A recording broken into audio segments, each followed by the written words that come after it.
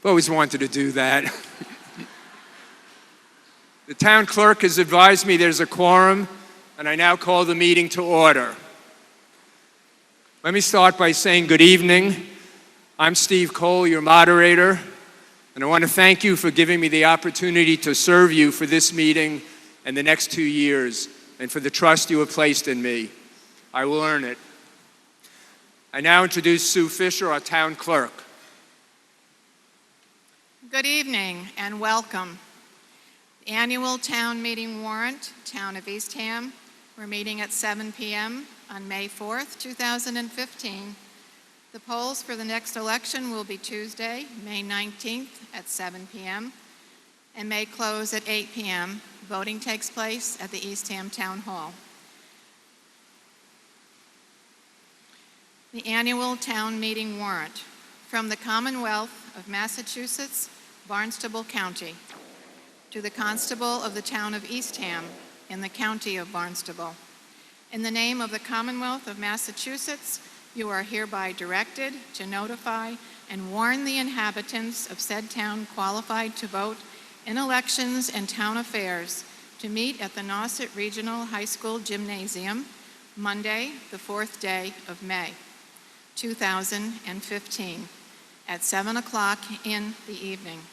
Then and there to act on the following articles in this warrant, and to meet in the Eastham Town Hall at 7 a.m. the 19th of May next, then and there to elect the following town office: Board of Selectmen, Library Trustee, Elementary School Committee, Housing Authority, Nauset Regional School Committee, and there will be one question on the ballot. I've moved my paper clip and I've lost my place. Okay.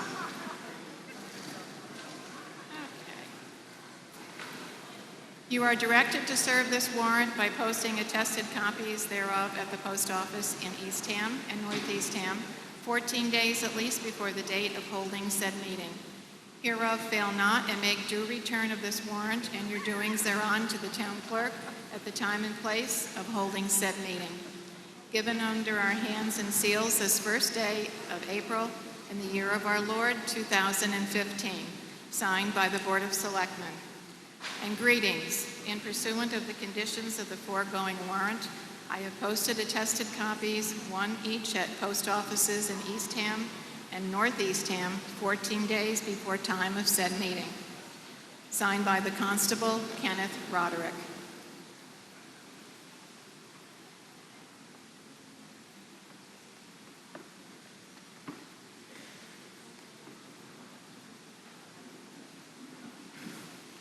Thank you, Sue. Would everyone stand for the Pledge of Allegiance?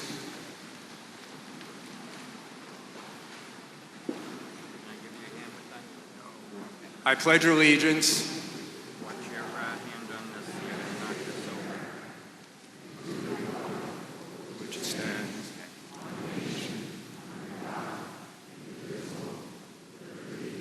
Justice.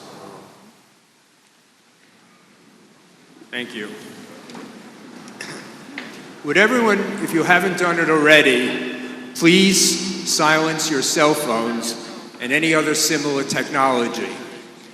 And please turn off any wireless on your phone or tablet. This will be a big help to the wireless electronic voting system. And for your information, the school's wireless system is shut off in the gym. There are two screens here. The one on my right is used for any presentations there may be, and the one on my left and your right is a transcript, so to speak, of the speaker's remarks.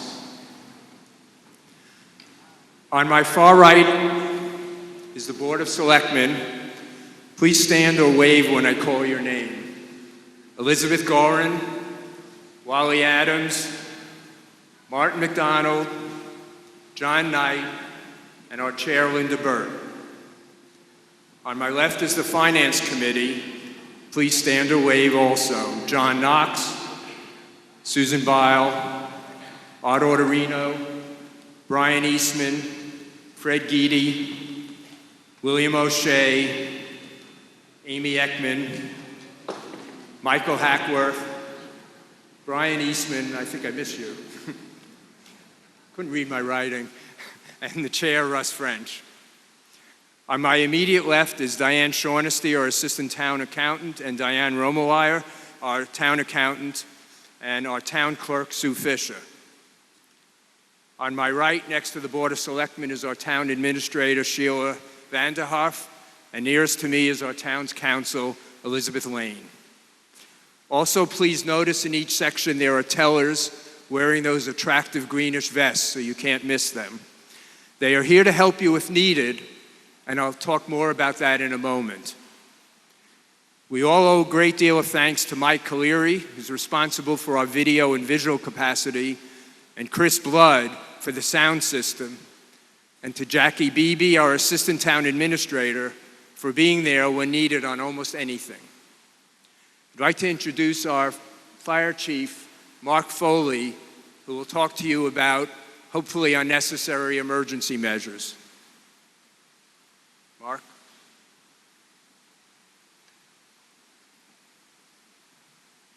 Good evening, everyone.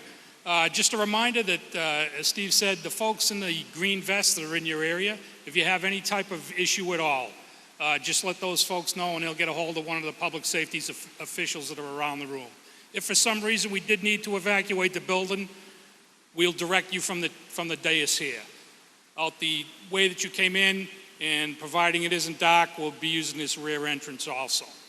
And if there's any questions, again, talk to the folks in the green vests and they will direct you and help you out with anything you need. Have a good meeting.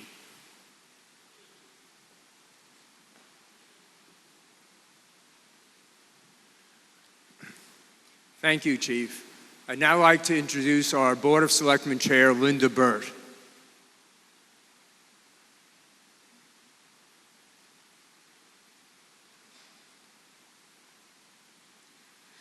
Good evening. Tonight will be Martin McDonald's last town meeting as a selectman. He has chosen not to seek another term. I would like to thank him for his many years of service to the town. He was first elected in 2006 and has served 9 years on the board. He has been our voice on the Tri-Town Board of Managers for several years and has been deeply involved in water and wastewater planning issues. Before becoming a selectman, he was on the Conservation Commission, which has helped all of us greatly with dealing with environmental issues. We will all miss the great expertise and thoughtfulness that he has given to all issues that have been of great importance to the town. So again, Martin, on behalf of the town of Eastham, we thank you and wish you the best.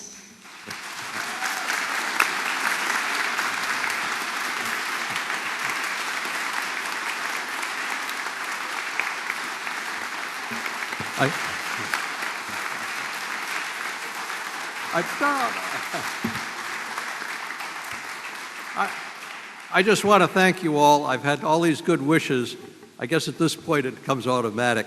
I want to say I've certainly enjoyed working with this Board of Selectmen. You have a great Board of Selectmen, and I've enjoyed working with the town. After I've gone, I hope you will say that he did some good for the town. Thank you.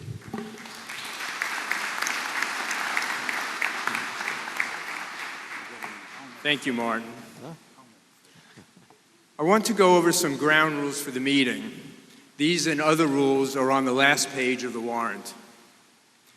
There are 3 microphones. The microphone on my left is for those who wish to say yes and support a motion that's on the floor. The microphone on my right and your left is the no microphone. And in the center aisle is a microphone for those who do not wish to make a statement supporting or opposing a motion, but have a question that will help illuminate the issue. Before you may speak, whichever mic you might be at, I must recognize you, and I will only do that at a microphone. There will be no shouting at your seat. When it is your turn online and you're recognized, please state your name and address.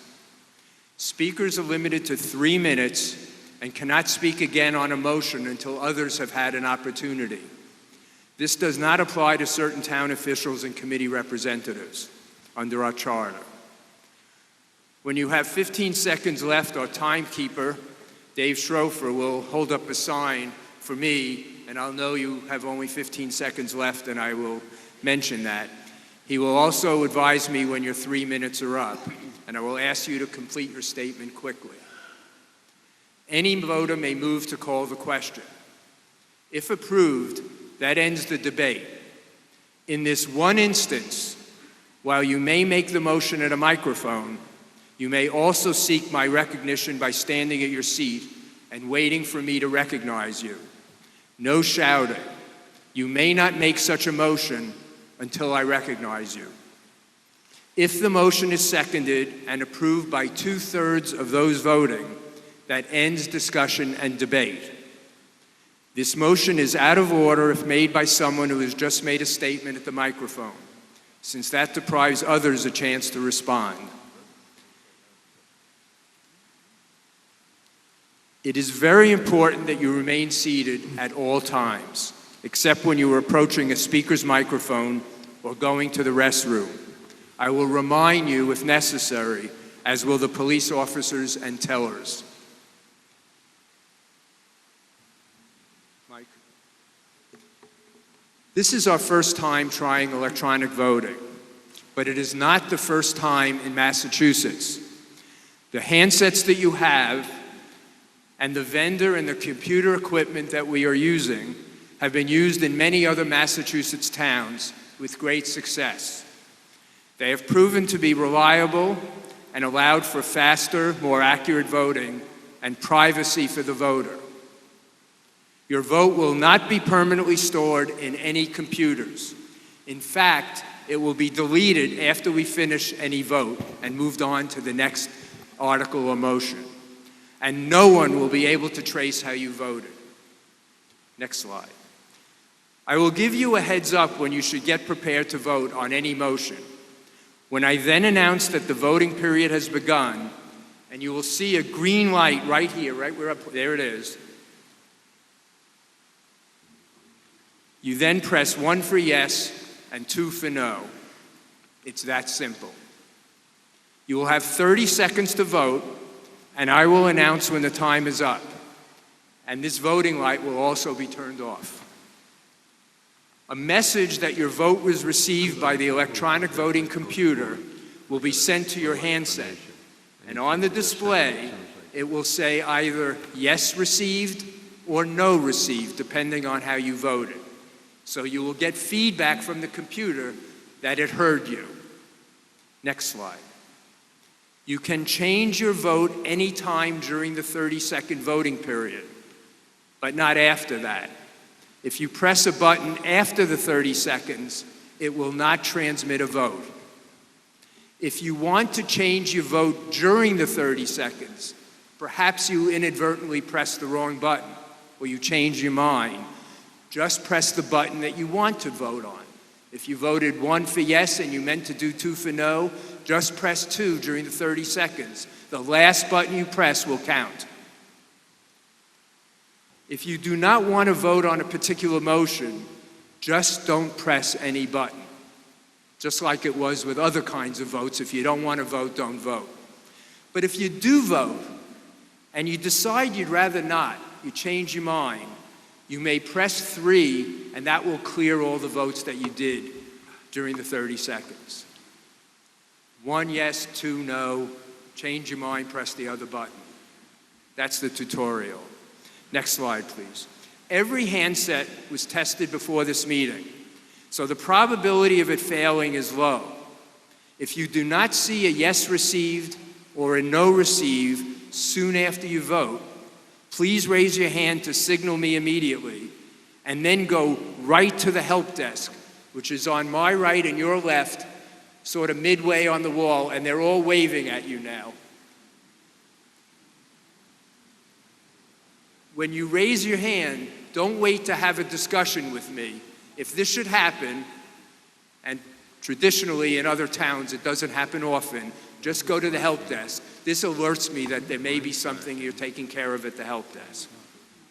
If you accidentally turn your device off, and this is not easy to do, but if you do that, you'll notice on the lower right-hand corner of your device, there's a power button.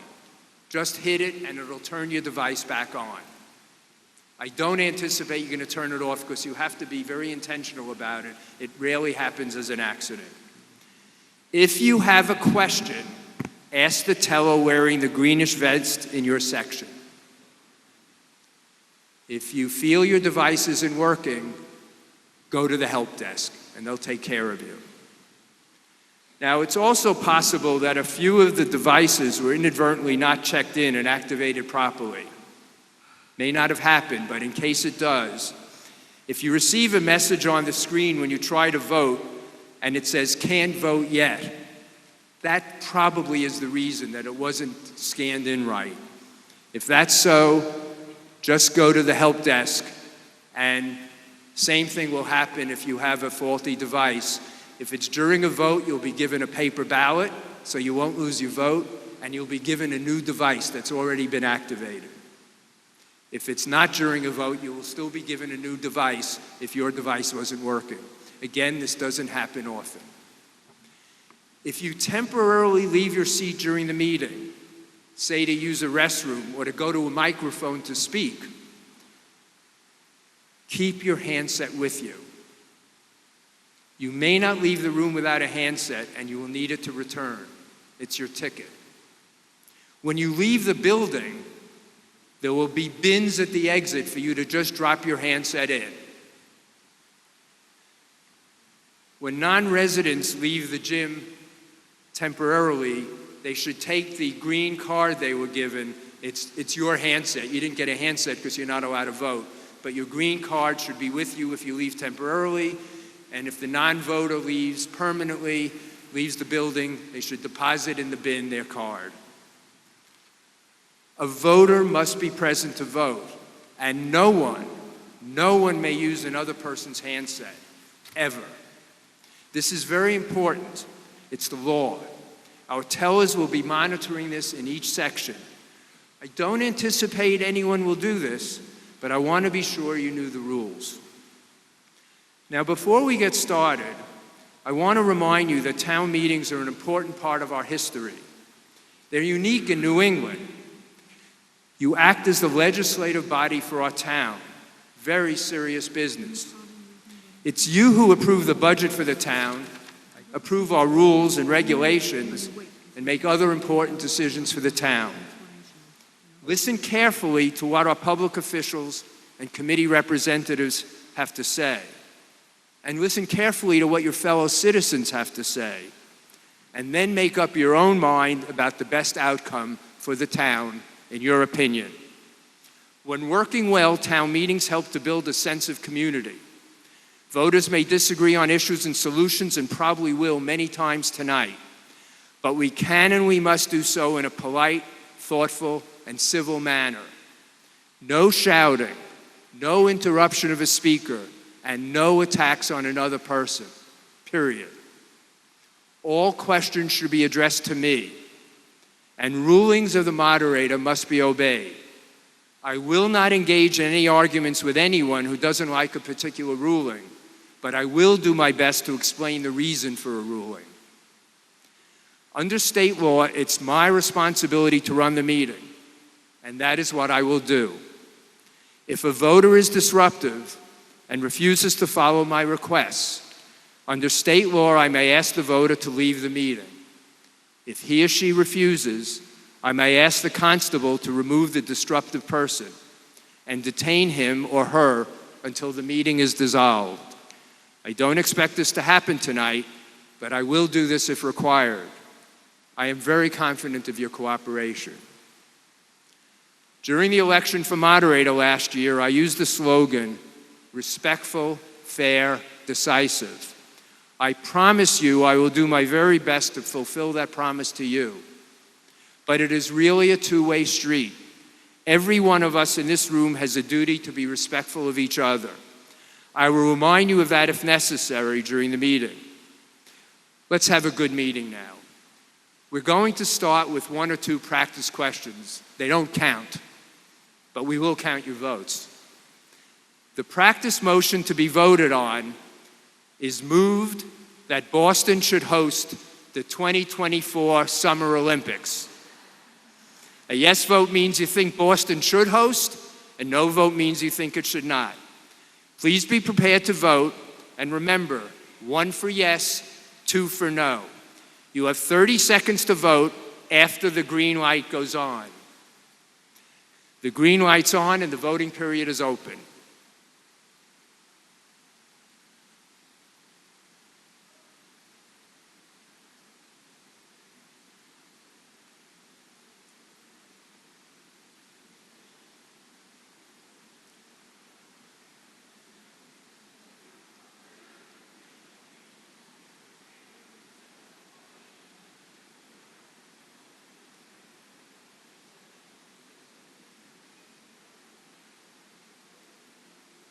The voting period is now closed.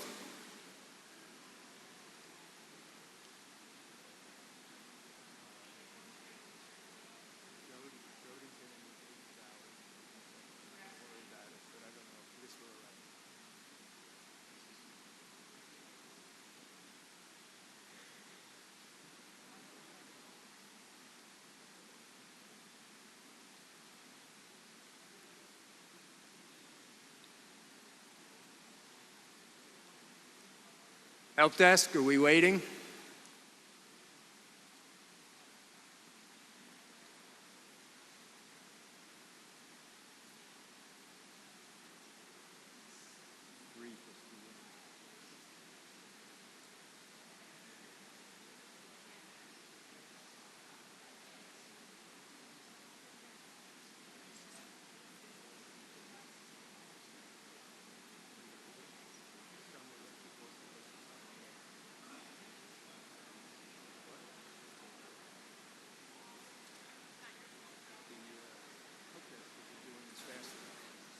There should be no conversation.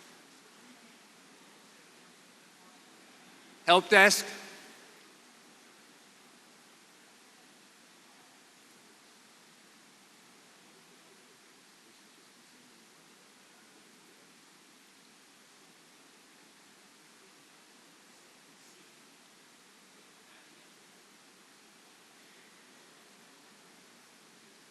Report that to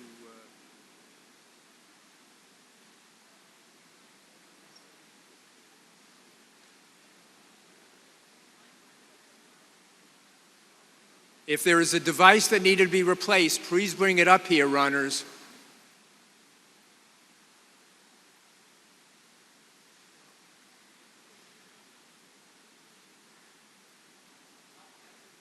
They went up there?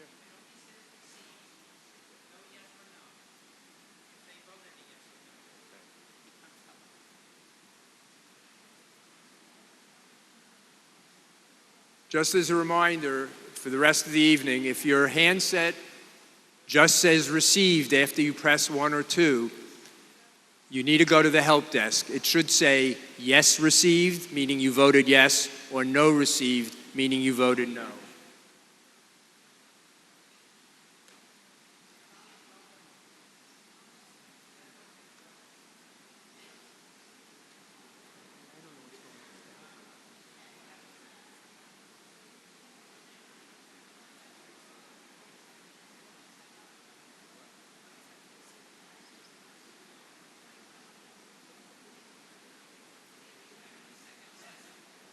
I haven't decided. This is taking long.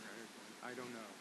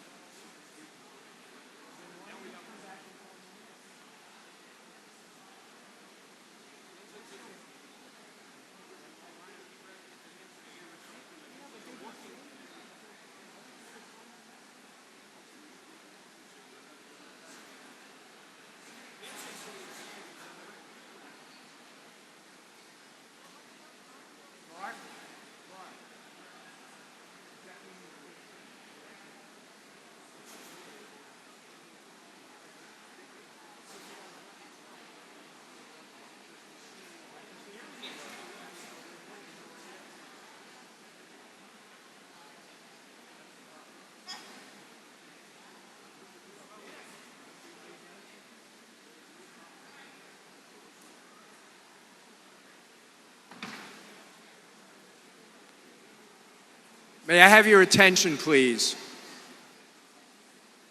I have just been advised by our vendor that I was mistaken, that if your handset says received, your vote was received. It's a working handset. We are going to do another practice vote right now. Oh, the vote on that last one, by the way, was yes 212, no 413. The motion failed.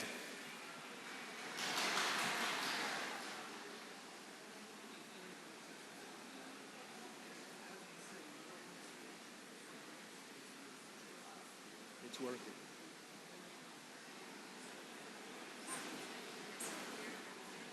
Who told you that? Mark's got to tell me. He just told me. I mean, I'm getting bad information. He first told me that received isn't a good one. Okay. It's not recorded?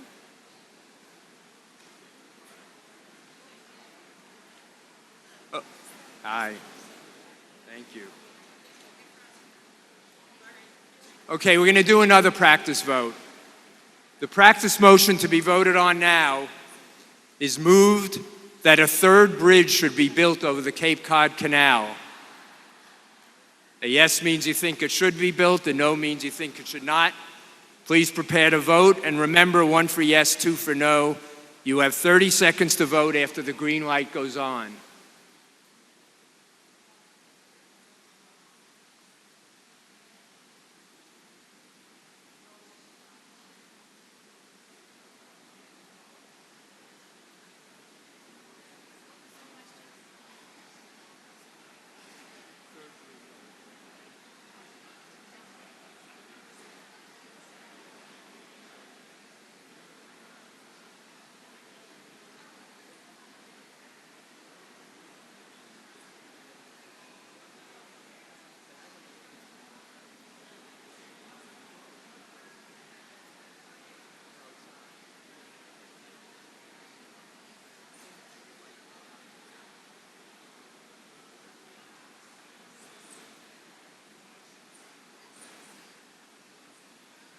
The voting period is now closed.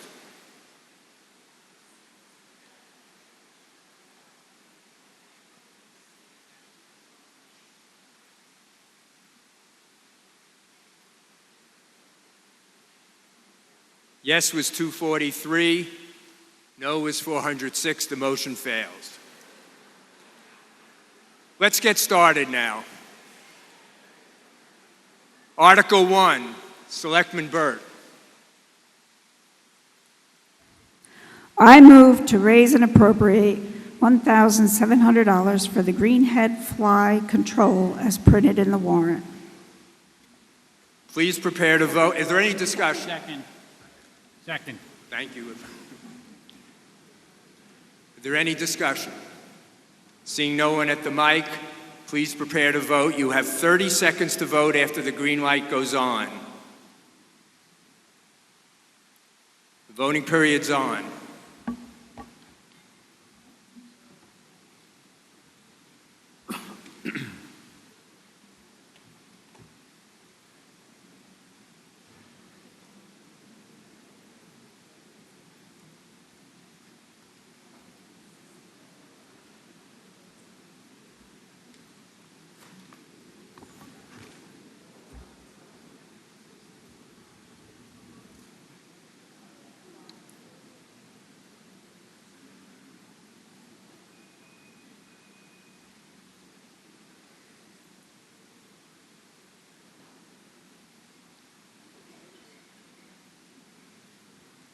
Voting period is ended.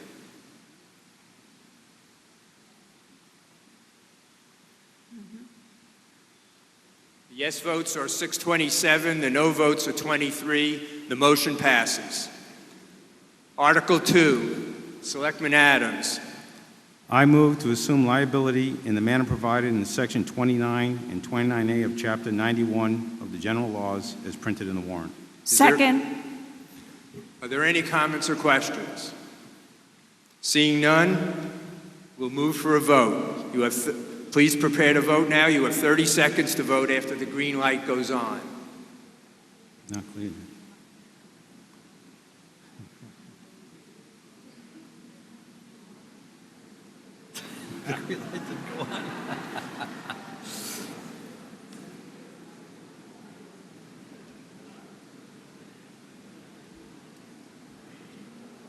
Check the plug. We're going to do a voice vote. Good. All in favor, say aye. Aye. All opposed, say no. The motion passes. Good move. Selectman Gorin. I move to elect to reallocate the sum of member towns' funding obligation for the Nauset Regional School District as printed in the warrant. Second. Are there any comments or questions? A yes vote would approve appropriating Eastham's share of the Nauset Regional School District based on the proportionate enrollment for each of the 4 participating towns, according to the agreement between the towns. A no vote would revert each town's funding obligation to the formula in state law. You have 30 seconds to vote after the green light goes on. The voting period is open.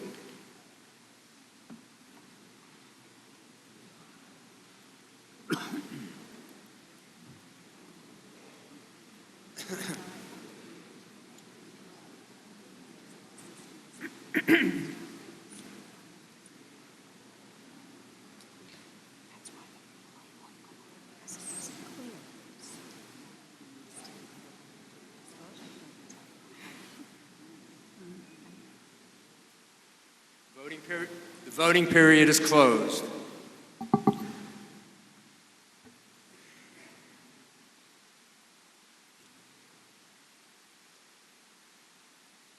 The yes votes are 632, the no votes are 22, the motion passes. Article 4, Selectman Byrd. I move to reauthorize the following revolving accounts through the Town Accountant's Office in accordance with Massachusetts General Laws, Chapter 44, Section 53E and a half. Recreation bottles and cans, $7,500. Home composting bins recycling, $750. Vehicular fuel sales, $50,000. Council on Aging, Lower Cape Adult Day Center, $11,000 as printed in the warrant. Second. Are there any comments or questions? Seeing none, we're prepared to vote. 1 for yes, 2 for no. You have 30 seconds to vote after the green light goes on.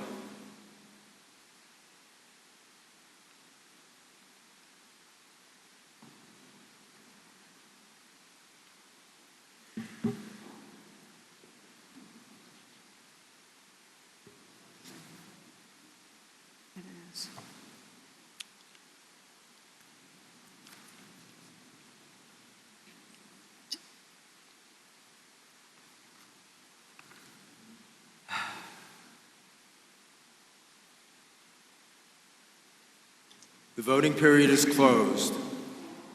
The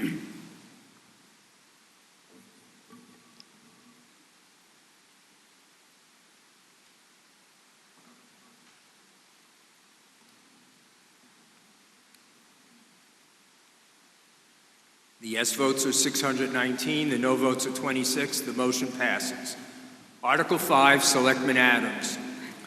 I move to accept General Law, Chapter 71, Section 71F, to authorize the town to establish an account for acceptance and expenditure of tuition payments for special needs non-resident students and students in foster care, to be spent by the school committee on said program without further appropriation. Second. I see a question. Yes, sir. Where do the fees go now? Who gets the fees from non-resident students? Who's going to respond to that? Sheila?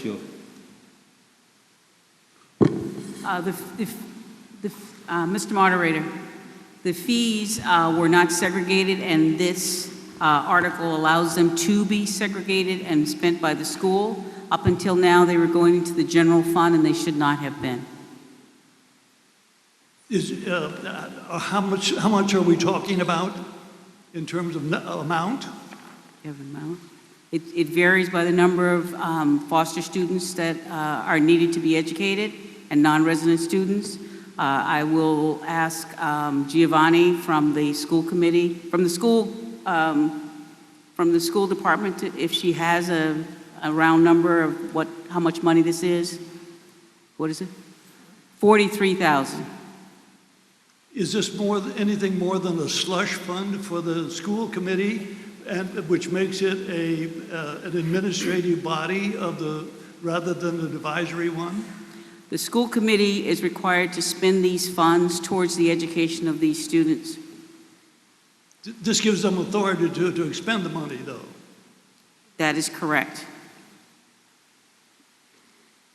Before you leave the microphone, sir, can you please, for the record, just state your name and address?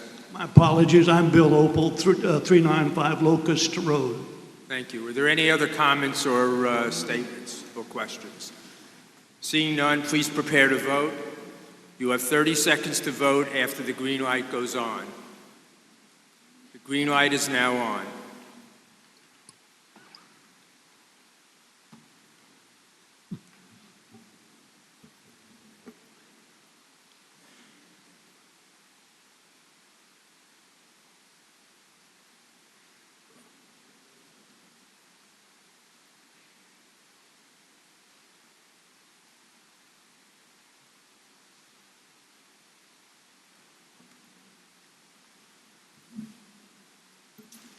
Voting period is now closed. The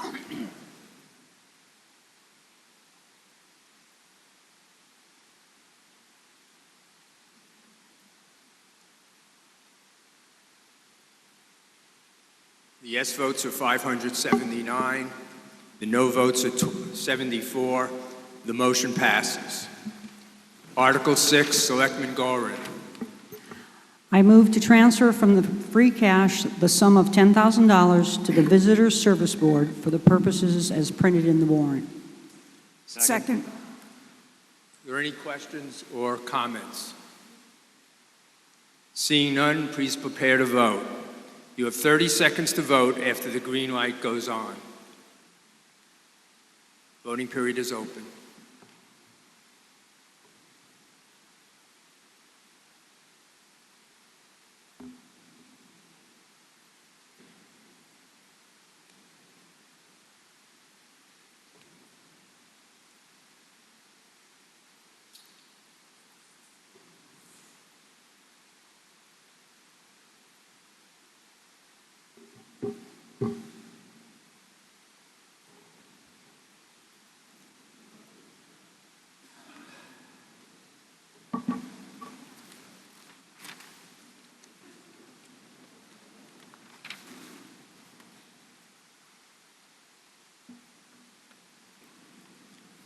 The yes votes are 614. The no votes are 44.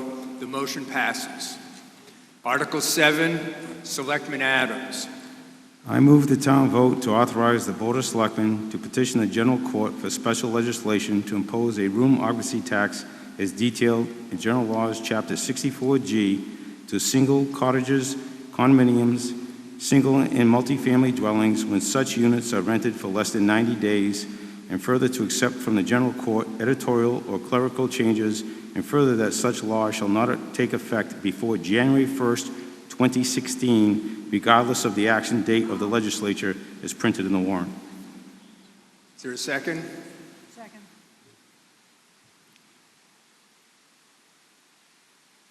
Second. Selectman Adams, do you want to make a statement yet? Yes. Thank you. This has come up in the past also, and it was passed in 2010. It has failed other times too. This is a tax that motels and hotels, you're already paying that fee. I'm not for new taxes, but this is kind of making it an even board. It's a 4%. It doesn't go any higher than what the motels and hotels charges now. We need to start thinking out of the box as far as revenues. We voted a lot of articles in last year. We're spending a lot of money. This would help pay for the pond cleanup, beaches, all the estuaries that we're going to have to be dealing with in the next few years. It's an avenue to try to get a little bit more revenue rather than taxing your dwellings themselves. So I hope everybody understands that and votes in favor of it. Comments or questions, please go to the mic. Let me address the question, recognize the person at the mic. Please state your name and address at the question mic. Nancy Daniels, 10 Mary Road. My question is, when this was developed, what is the plan going forward if it is passed to monitor and enforce it? Selectman Adams? A lot of details would have to be worked out by the Board of Selectmen. Whatever board, we're going to have a new selectman on board too. So a lot of different ideas as far as if you're talking about policing this. Yeah. I'm familiar with what Florida does. There's a little card you fill out that, and that I would make a recommendation of doing it the same way that the state of Florida was doing it, because I'm familiar with that, unless I find out other ways of doing it. It's on a per person basis, and hopefully you're honest. If your neighbor or somebody saw you, somebody else is paying the tax and you're not, maybe they're going to say something to you. Just like people do now if they're renting to too many people. Gee, I see 20 cars in the yard. Can you do something about it? Maybe you'll find out that way. But we need to find out first. The state has to vote on this also. So if this passes tonight, doesn't mean there's going to be a tax till the state votes on it. This is why we said 2016, because a lot of people already have their rentals for the summer. We understand that. We don't want to impose anything on you. So it's waiting for the legislature to take their vote. If it passes, then you would have the right to opt in to doing this. And there's several towns that are doing this now. I know Provincetown has done it for at least 6 or 7 years now. So this vote is only good for a couple of years. That's why it keeps coming up. I think the Do you have another question? I'm sorry, is there another question? No, there's not. Thank you. Yes, sir, at the no mic. William Opal, 395 Locust Road. This article has a history. It's the same article that has appeared for the 5th year in a row. It failed in 2011, it passed in 2012, and the legislature did not act to authorize it. It was rescinded and failed in 2013, it failed in 2014. It makes an assumption on the numbers that would be raised by this tax. It assumes that the number of part-time residents who own houses and rent them a little bit would not come at all during the summer, that they would rent their houses for 10 full weeks at $2,000 a week, and that there are 1,000 of the 1,200 rental permits are seasonal or for seasonal rentals. The only way it will raise $800,000 would be to have none of the part-time residents in residence, and that they would rent their properties for the full time, so that the numbers don't add up unless you keep part-time residents away from their summer homes. Yes, ma'am. Noreen Thompson, 15 Seaview Road. And I want to raise the same objection I raised a couple of years ago, which was that, number one, it's the 90 days that I have an issue with. It's not in principle, it's the 90 days. And I'm going to give you 3 examples on why that's going to hurt us if we do the 90 days. Because we have had vacation rentals, we have them in Maine, and we should be following the Maine way that they do it is much better than this is written. Because theirs is 30 days or under, because it's under 30 days. Under 30 days is for those people to catch people here that are going on vacation. If you do 90 days, you're going to catch a lot of other people. And I'm going to give you 3 examples, one of which was in our Maine property. We were not required to collect tax for a family where they were moving out of state. They had sold their house, but they wanted their child to finish school in that school district. They rented our house in Maine for 2 months. They did not have to pay the occupancy tax. Number two, we had a family that rented one of our houses. We have a house here in Eastham that we rent as a vacation rental. We had a family in Eastham who had to make modifications to their house to make it handicap accessible. They rented it for a little over 2 months. They would have had to pay the tax had You they have stayed for the 15 90 seconds days. remaining. And the Please third finish your one thought. is to catch the people. The problem is the people that in the tourism industry, they bring people over, and some of these students stay for less than 90 days. They stay 2.5 months or whatever. And those people, those workers who are coming from J1 visas and Please whatever. complete your thought now. So that would be the problem, is the 90 days. If you could if you could Okay. fix it, that would Thank you. be okay. Yes, sir. Good evening, Jeff Carlson, Wild Goose Lane. I'm going to read from a script, if you'll bear with me. Investment vacation rental properties are not profitable. The owners are not running a business, very simply a chance to own a home in Eastham with the summer rental helping to defray some of the expenses. It is fair to say the homeowners are absent, so it is necessary for them to employ many local services, from landscaping, house cleaning, home watch, home maintenance, to trash removal, etc. Their guests contribute to a healthy, vibrant summer economy. Our priority should be the residents and business owners that rely on the business generated by these summer visitors. Further taxing the non-resident taxpayer who has no voice, yet pays a substantial portion of the real estate taxes in Eastham, should not be a priority. And I would like to go back to the statement that is at the beginning of our warrant here. And it's very clear that the priority is only to raise revenue. Let me just see.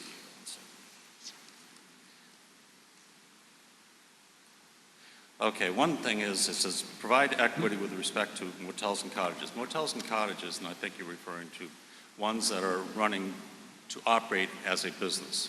Once again, a single home is not a business.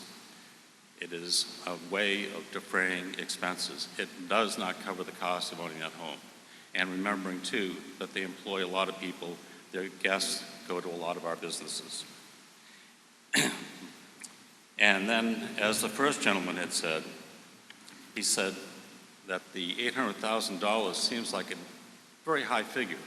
I think I might agree with it. And I don't think we can look at 10 weeks per rental. I think we have to look at 7 or 8 weeks per rental. Thank you for this, allowing me to speak. Thank you. Yes, ma'am. My name is Valerie Boschman. I live at 1360 Massasoit Road. My husband and I have owned a small cottage for greater than 15 years. We rent that out by the week, June through August. In the 15 years or more, we have not made a profit on our cottage. Any money that we take in, we put back to make our property nicer for people to come enjoy. I have met a number of Eastham residents who need to rent their houses out. They need to leave their houses and go stay with other family members off Cape or maybe somewhere else on the Cape, even camp out for a month or more because they need the rental to help pay their insurance and their taxes on their property. I feel this would be a hardship for quite a few elderly people who have to do that in our town. We already pay $100 for a rental certificate. To me, that seems a big enough fundraiser. I think the amount of money that is mentioned, this is how much money we can bring in for an income, it seems to me we should be focusing more on cutting expenses rather than how to make things harder for people. I also feel that this would be a hardship for young families that want to come here and rent a small cottage. Renting a cottage is a much more affordable way to get a vacation. I know my husband and I, that's how we started coming to Eastham. Many, many years ago, we could not afford to stay in a hotel for a week, and that was a great opportunity to have a family vacation here. Thank you. Yes, sir, the yes microphone. My name is Bob DeChico. I live at 120 Western Avenue. I started coming up here in the early 70s and buying property and renting them out. And I was surprised at the tax advantages of second homes and rental income. It was surprising to me. I've heard a lot of numbers being thrown out, and I think you all know that you can make numbers do whatever you want them to do. I find it unusual that, to me, it's just common sense. Are we going to take money out of our pockets, or are we going to take them out of people who want to come up here, use our vacation facilities? And we're talking about $40. If you rent a place for $1,000, are you not going to rent it if you have to pay $40 more? I think that's crazy. I don't even think that's common sense. People who go on vacation, they kind of get off their budgets. And I think for us to get additional income, we don't have a lot of industry. We have a small commercial kind of base. We have a large residential population. And I think if we can find sources of income rather than taking money out of our pockets, that's not going to change any demographics. We're not going to stop people coming here for 4%. If you go to any vacation community and look at your bill at a hotel or any kind of housing establishment, you'll see 5 or 6 state taxes, county taxes, local taxes, whenever you go on vacation. So I'm surprised that a lot of people here are not supportive. I don't think it's going to do any detrimental to the nature of what goes on here. And I think we're talking about $40 on 1,000. So even if you rent for $2,000, are you going to say, well, I'm not going to rent it because I have to pay $80 more? It seems absurd to me. So I think we really should support these ideas that are good for our economy, good for us, and will bring some additional income, whatever the numbers are. I think you have to obviously have something in place to see that it is paid. But obviously, even with regular income tax, people can say, I don't want to pay it, but there has to be penalties. So we have to have some kind of form. We have to have some kind of governance to see that it's collected. And people who don't want to pay it, there has to be some kind of penalty. Thank you. Person at the no microphone. Yes, my name's Tricia Daly Carlson, and I've lived on the Cape since I was 25, and that's a long, long time ago. For most of that time, I've been selling real estate. I've had large rental departments, but I just quickly wanted to say that almost all of us realtors, when we take somebody out for the first time, the very first thing we have to explain to them is that their summer rental income will come nowhere near paying for the expenses and the mortgage on that home. And that's just the truth, and you can't change it. Mr. Schroeder. Thank you, Mr. Moderator. I'm Dave Schroeder, 311 South Sunken Meadow Road, and yes, I'm timing myself. I'd like to say this, that when I rented my house, all of the charges were not my charges, they were the tenant's charges. So that it did not actually cost me more money for the state tax or for any other charges that were there. And secondly, once you have established it as a business, and if you do not occupy the house beyond a certain number of days, it's a tax deduction, so you can do that as well. It is a very fair thing to consider that we provide a lot of services. Ambulance service, which is the #1 usage of our facilities. Fire service, we know that there's been serious fires in our town, and we're there to protect all of those folks who have these homes, mostly left unoccupied all winter long. So I believe very strongly that this is a helpful source of revenue. We were going to wind up as the only town on the Cape, in my view, that does not do this, because all of them are following Provincetown's lead. I believe Brewster's done it. It's moving around as people look desperately for other sources of income.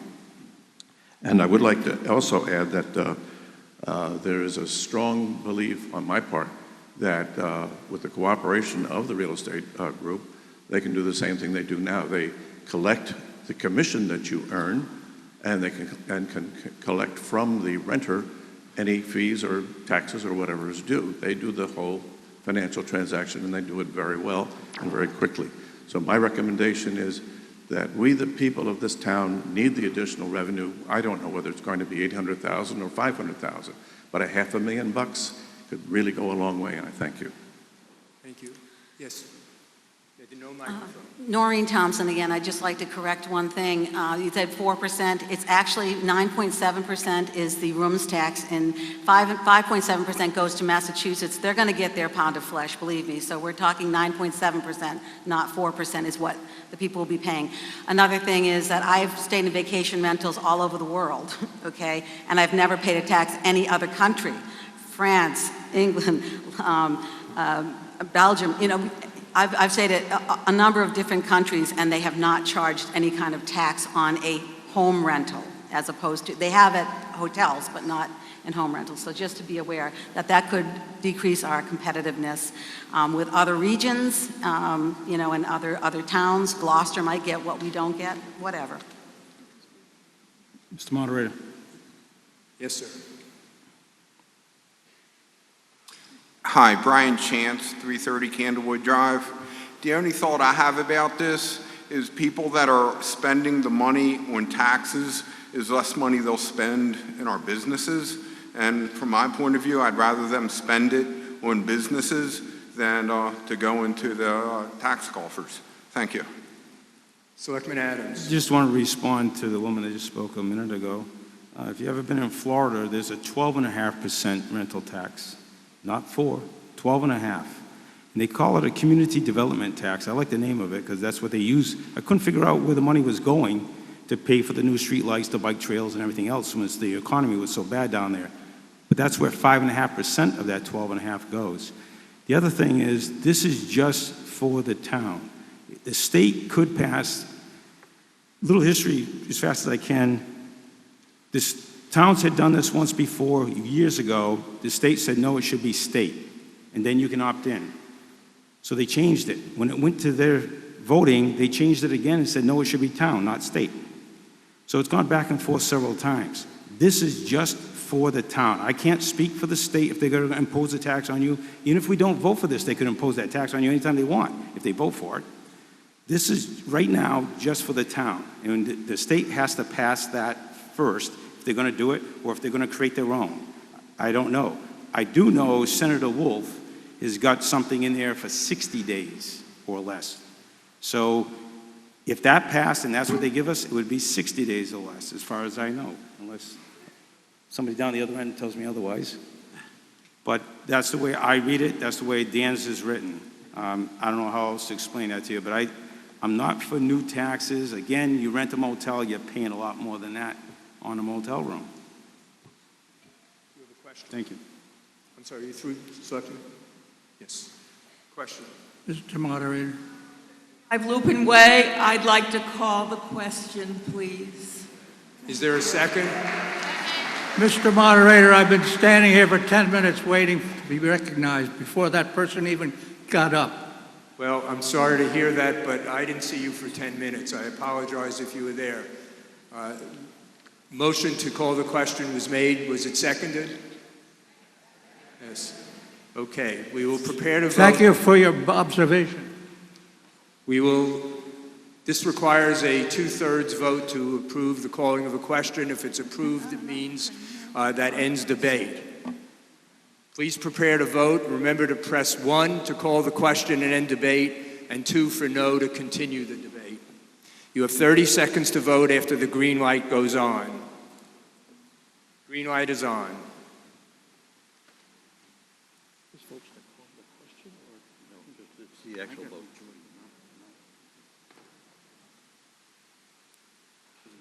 No, it's majority.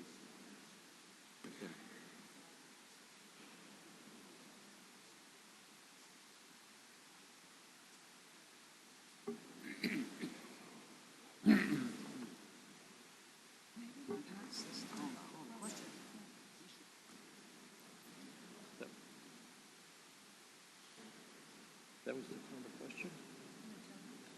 Not sure what that was. The voting period is ended.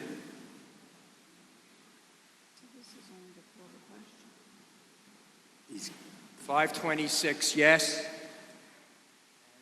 135 no.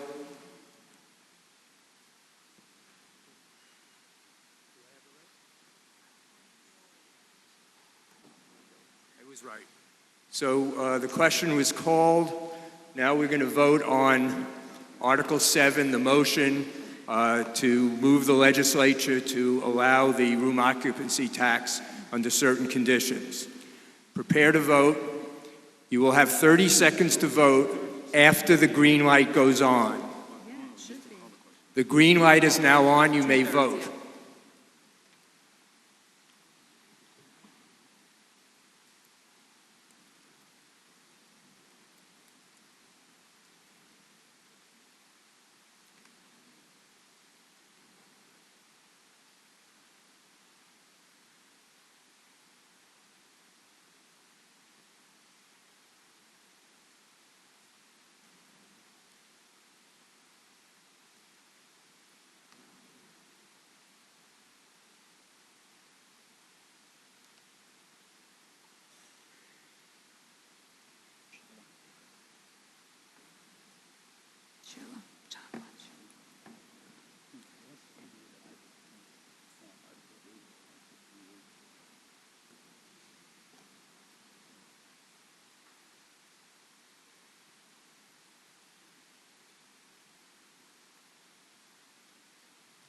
The yes votes are 376.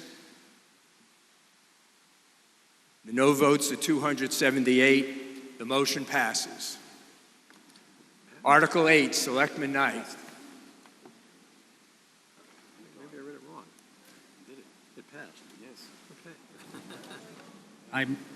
Moderator, I move that the town hereby establish a municipal water supply and water distributing system pursuant to Chapter 40, Section 39A of the general laws, and further, that $85 million is appropriated to pay costs of establishing such water supply and distribution system, including, without limitation, the costs of taking or purchasing water sources or water or flowage rights, the taking or purchasing of land or easements for the water system or for the protection of the water system or water sources, the construction and development of wells, the construction of water towers, the construction of buildings for water treatment and pumping stations, the laying and relaying of water mains, the purchase and installation of water meters, fire hydrants, and other water department equipment, and design and engineering and other costs incidental thereto, and including without limitation all costs thereof as defined in Section 1 of Chapter 29C of the general laws. That to meet this appropriation, the treasurer, with the approval of the Board of Selectmen, is authorized to borrow $85 million under and pursuant to Chapter 44 and/or Chapter 29C of the general laws, or pursuant to any other enabling authority, and to issue bonds and notes of the town therefore. That the treasurer, with the approval of the Board of Selectmen, is authorized to borrow all or a portion of such amount from the Massachusetts Water Pollution Abatement Trust, established pursuant to Chapter 29C of the general laws, and in connection therewith to enter into one or more loan agreements and/or security agreements with the trust, and otherwise to contract with the trust and the Department of Environmental Protection with respect to any loan or loans obtained through the trust, and for any federal or state aid available for the project or for the financing thereof. And that the Board of Selectmen is authorized to enter into a project regulatory agreement with the Department of Environmental Protection to expend all funds available for the project and take any other action necessary to carry out the project. That, in accordance with Chapter 40, Section 39A of the general laws, the Board of Selectmen is hereby authorized to act as water commissioners and to exercise all of the powers of water commissioners pursuant to Chapter 41, Section 69B of the general laws. That the town hereby accepts the provisions of Chapter 40, Sections 42A through 42F, and Section 42J of the general laws to authorize the collection of water rates as printed in the warrant. Is there a second? Second. Yes, I heard a second. Selectman Knight, would you like to speak to the motion? Mr. Moderator, at the 2014 annual town meeting, we approved by an 86% vote to begin the establishment of a municipal water system for the town of Eastham. After a year of intense paperwork to receive permits from the town, from the county, from the state and from federal agencies. Finally, last week saw the groundbreaking of the tower and the water tank. In August 2014, in response to taxpayers' urging, the Board of Selectmen promised to come to the 2015 annual town meeting with an article to continue the process to provide for a town-wide municipal water system. Tonight, we honor that promise and urge your support for this article. Thank you. I see questions at the center. Sir? Alan Guilford, 1065 Governor Prince Road. I'm just wondering when I'm going to see the fire hydrant across the street from my house before I decide to vote for another $85 million. Selectman Knight? The contract for the beginning system was...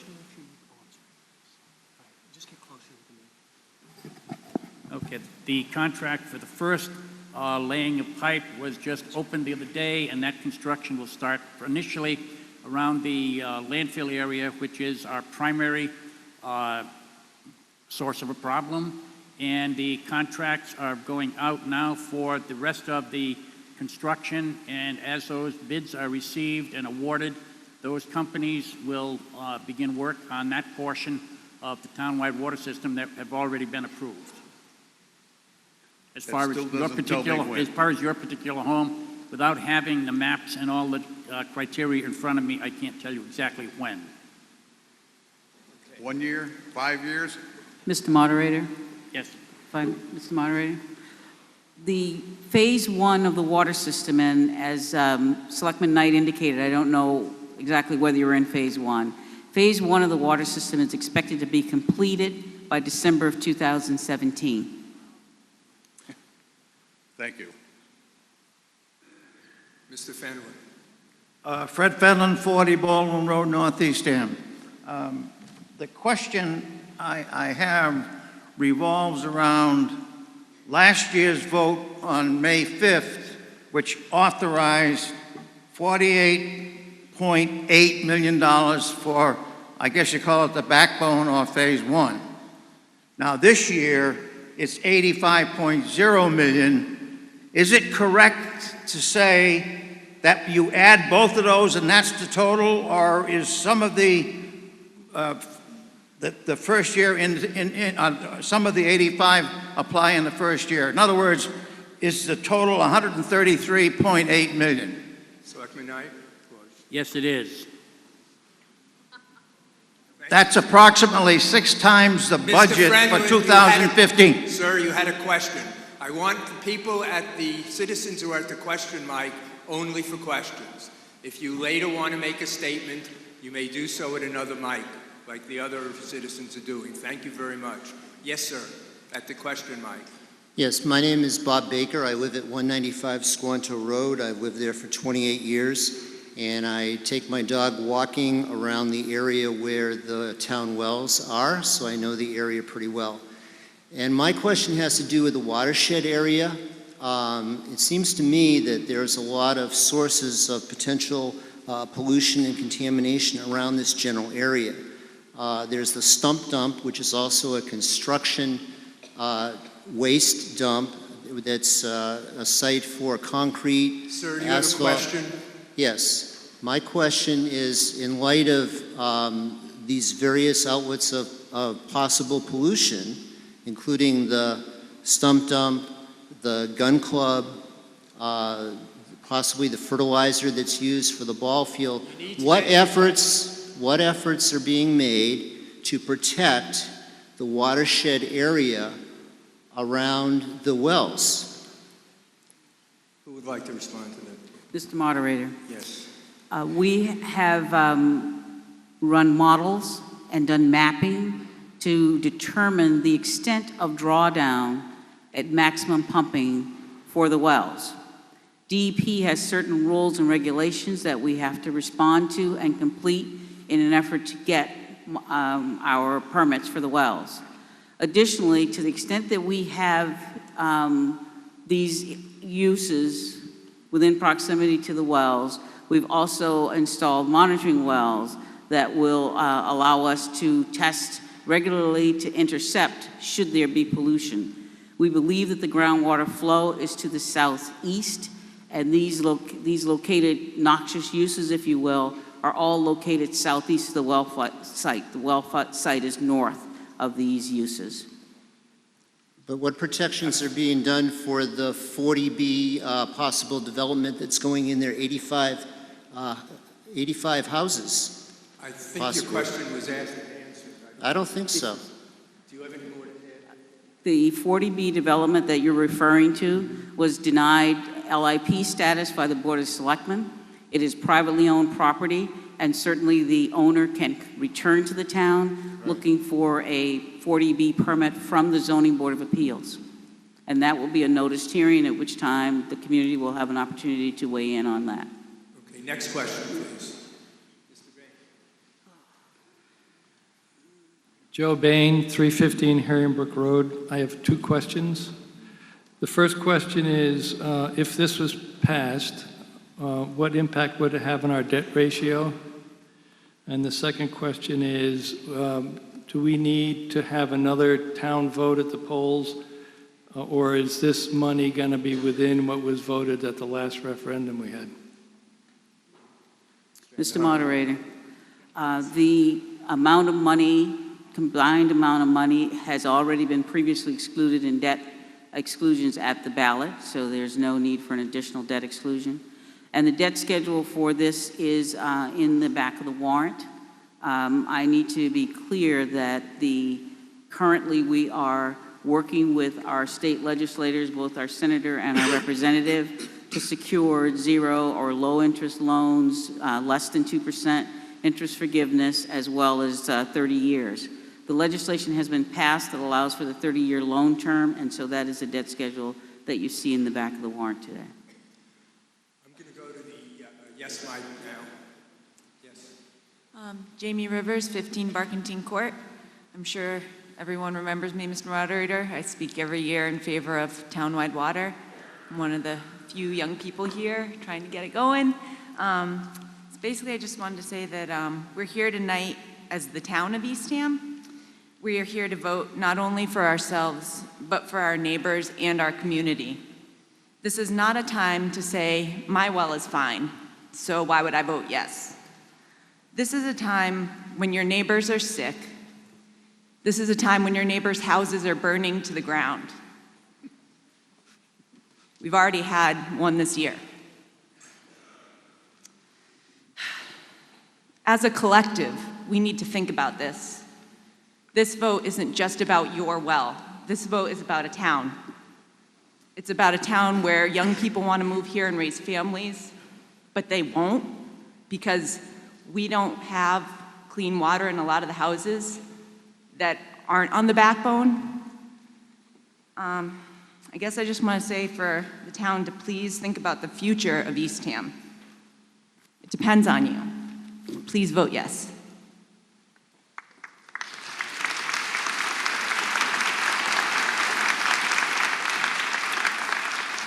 I'll take one at the no mic now. Roger Dumas, 107 Cole Road. I'm a member of the Water Management Committee, and I've spent a lot of time looking into the question of what's the evidence of the health or of the water in our private wells. Last year, I supported the backbone because it finally takes care of the people around the landfill, and the enhanced fire protection makes sense because of the breaks we get on our homeowner insurance. And also, if something happens in a part of town, it's relatively easy to extend it to take care of the needs if there is something that happens. But the need for town-wide water comes down to the perceived safety of the water in our private wells. And there hasn't been any new information since the last time we voted on this. So the definitive study, the most scientific study that exists, was a study done by the Silent Spring Institute. That was released in 2011. Now, people like to quote the list of emerging contaminants, but people don't, I think, realize what the actual conclusions were of the study. Number one, they didn't find any health risks in any of the wells that they tested. And number two, the emerging contaminants were in parts per trillion. and none of the contaminants exceeded or even approached health guidelines.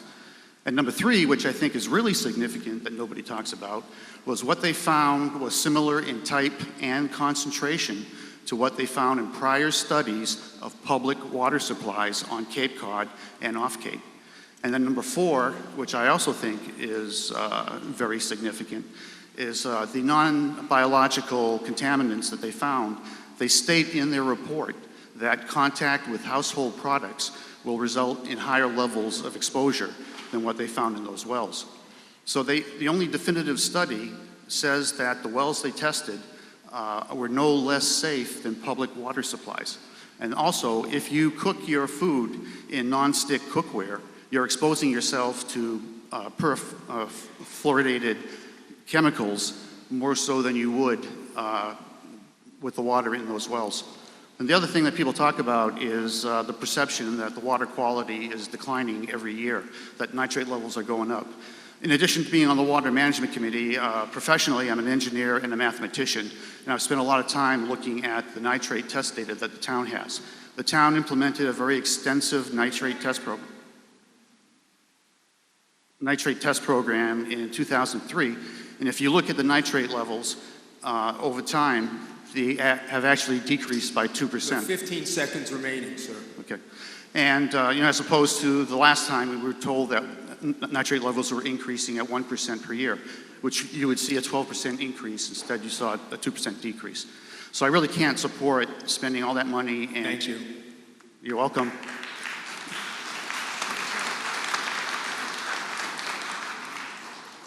Yes, Mike.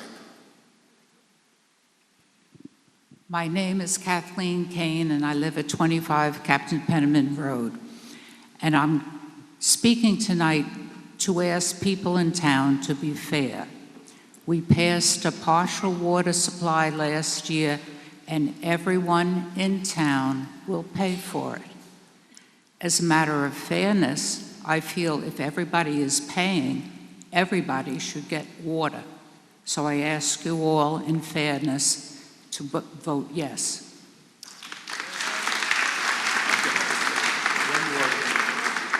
No mic, please. Thank you. My name's Sue Horton, 15 Woodland Way.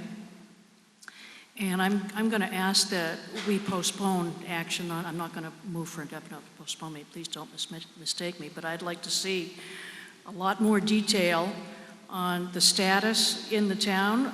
A lot of us were persuaded last year to vote for phase one because we felt there would be some reporting coming back to us before we proceeded on to the next phase, and that doesn't appear to be happening. We're just being asked to vote for the whole shebang tonight, and I am most uncomfortable with that.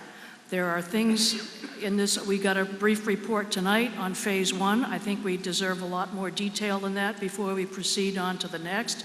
And I'd like to see it cut into more phases than just phase one and boom, everything else.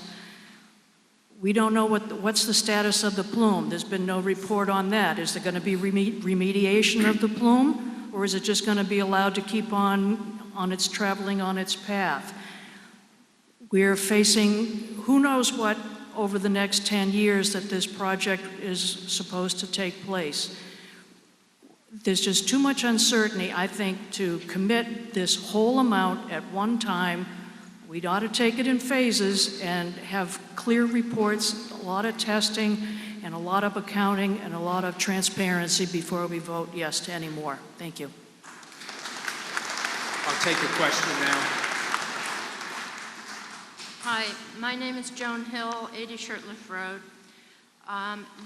The Finance Committee and the Board of Selectmen have voted unanimously to accept this motion.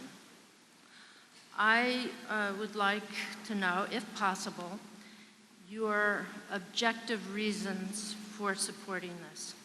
Thank you. Would any selectman care to respond to that? I think just the figures from last year showing that the general degradation of the water around the town, I know mine is getting worse every year. I voluntarily put us on bottled water, excuse me, and it was very visible proof to me with a a glass electric unit that we use for boiling water for coffee, tea, whatever.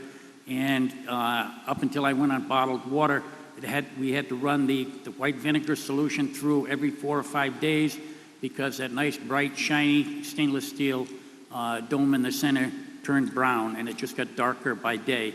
So my water was not good enough to supply me with drinking water. Thank you. Selectman Adams?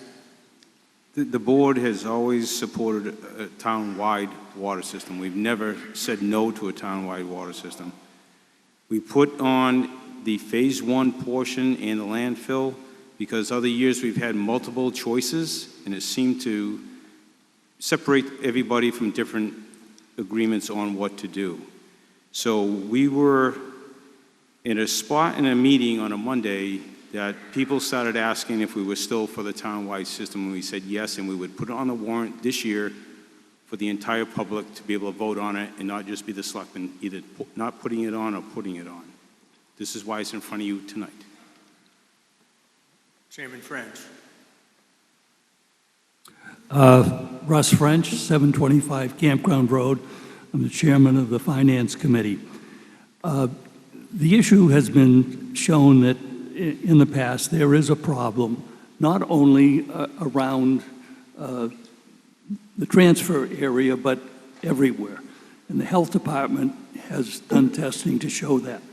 But from a financial standpoint, and even before I get to that, as it stands right now at the $45 million, there are approximately 65% of the voters in town are not eligible to get water on the $45 million thing. There are 20% that aren't even protected by hydrants. The state of Massachusetts passed a law which allows, actually mandates, that they have $138 million that they will spend every year on water or wastewater, and they must spend 80% of it. And we are sitting in a position today where I have been told that we are number 2 on that list. I can't tell you what it means, but it means they know we're here. If we get to this $140 million, and instead of getting a 2% loan, we get a 0% loan, that will save us approximately $25 million in finance charges. Secondly, there is principal forgiveness that goes along with it, which means at the $140 million level, they may, and there are indications that they are going to give us some principal forgiveness. Could it be $1 million, $5 million, $10 million? I have no idea. That will be voted on in the end of June. This is an absolutely spectacular opportunity to get full water for this town at the lowest possible cost. And I urge you to vote for this. Zeckman? Yes, hi. I'm in the Phase 1 loop of this plan, and I support the town-wide system for everyone else. It's a fact that there are areas of our town that are still overdeveloped, as they were the last several years we've been talking about this. There are still many areas of town where people have terrible problems with saltwater intrusion. Those aren't going away. There are other issues with the overdevelopment of people being too close to septic systems. These problems aren't going away.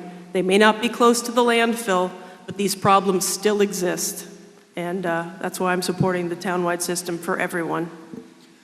We have a patient person who's been holding an infant for about 15 minutes, and I'm going to recognize that person. Thank you.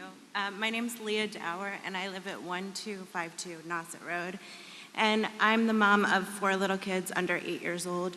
So it's hard to be here tonight, but I wanted to make sure that I said, please vote yes for this.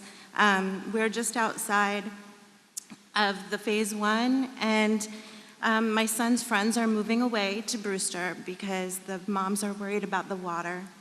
And if you think that's not true, it really is true. And people, young people are not moving to Eastham because of this.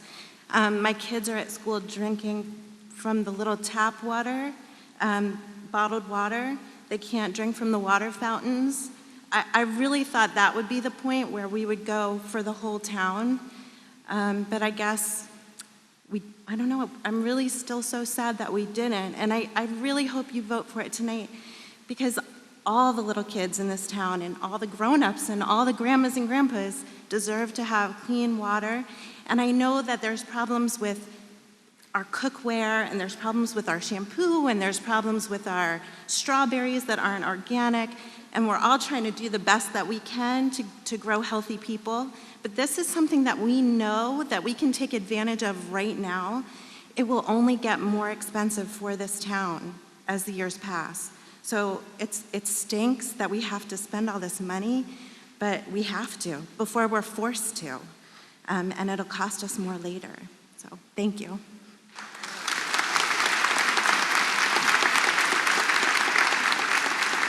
Mr. Schroeder?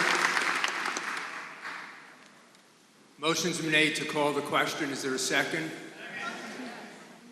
We'll take a vote. Now, this will require a 2/3 vote to end debate. Prepare to vote. You will have 30 seconds to vote after the green light goes on. Mr. Moderator. The question is whether or not to end the debate. Mr. Moderator. Yes, sir. All due regards to Mr. Strofer, we've been standing here for 10 minutes waiting to speak. He just stood up. I announced at the beginning of the meeting that someone who wishes to make a motion to call the question may do so from his chair. That's what Mr. Schroeder did, and I recognized him. We are going on to vote on whether or not debate should be ended. It needs 2/3 vote. Press 1 for yes and 2 for no. You have 30 seconds to vote after the green light goes on. The voting is open.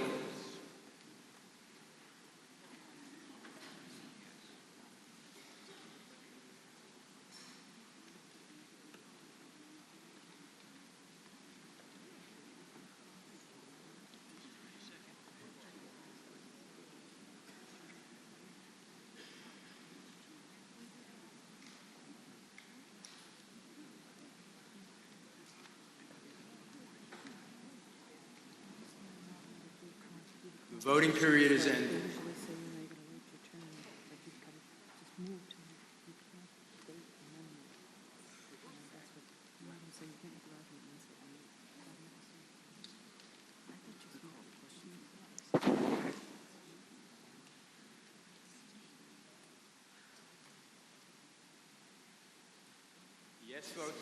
The yes votes are 563. The no votes are 104. Debate is ended, and we're going to proceed to a vote on the main motion. A yes vote would appropriate $85 million and would include necessary legal authorizations to build and administer the remaining phases of a town-wide municipal water system. A no vote would refuse that appropriation. A 2/3 majority is needed for approval of this motion. Please prepare to vote. You have 30 seconds to vote after the green light goes on. The green light is on. You may vote.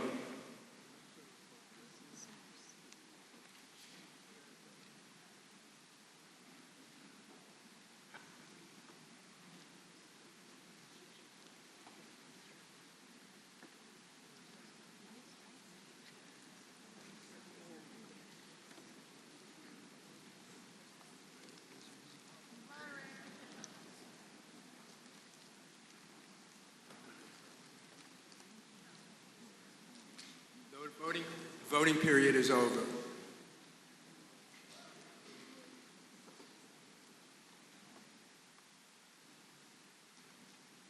Please bring the handset and the ballot down as soon as you can.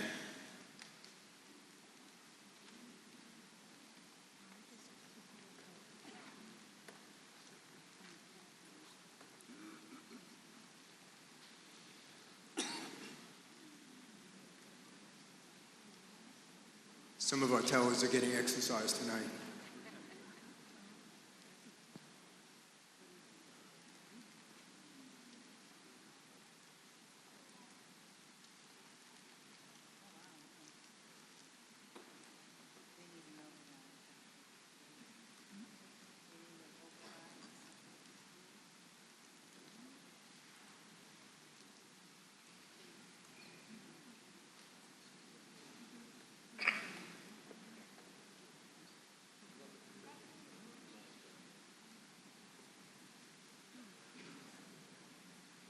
The yes votes are 456. The no votes are 212. The motion passes. All right, we're moving on. Article 9.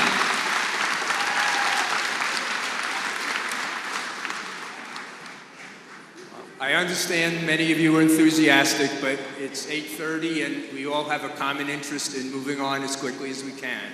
Article 9, Selectman McDonald. I move to transfer from free cash $20,000 to the Other Post-Employment Benefits, OBEP, Trust Fund. Are there any comments or questions? Seeing none, please prepare to vote. You have 30 seconds to vote after the green light goes on. You may now vote.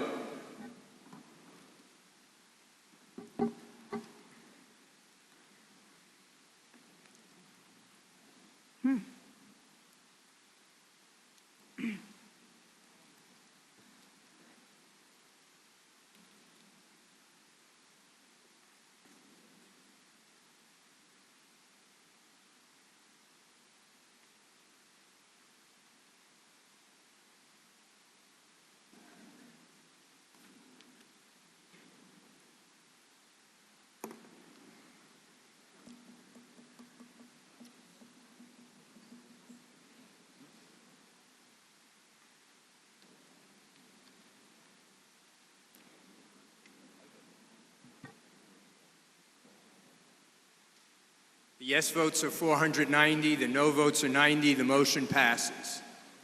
Article 10, I will step down on this article to avoid a conflict of interest or the appearance of a conflict. Absent objection, I will ask our immediate past moderator and former selectman Dave Schrofer to act as assistant moderator and moderate this article. Are there any objections to having Dave as assistant moderator? Thank you. I just want to be clear. I heard some no's. Does that mean there was not an objection or there is? Help me here. No objection. Thank you.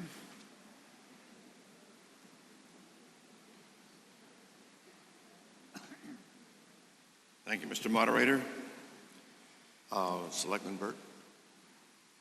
I move to fix the salary and compensation of all elected officials of the town as provided by Section 108, Chapter 41 of the General Laws as amended, and further to raise and appropriate $77,817 for the various positions as printed in the warrant. Is there a second? Second. Are there any comments? I see no one at the microphones, so we will vote now. A yes vote would pass Article 10, which is the salaries of the employees, and a no vote would deny that. We'll begin the voting at the beginning of the green light. Voting is open. 30 seconds.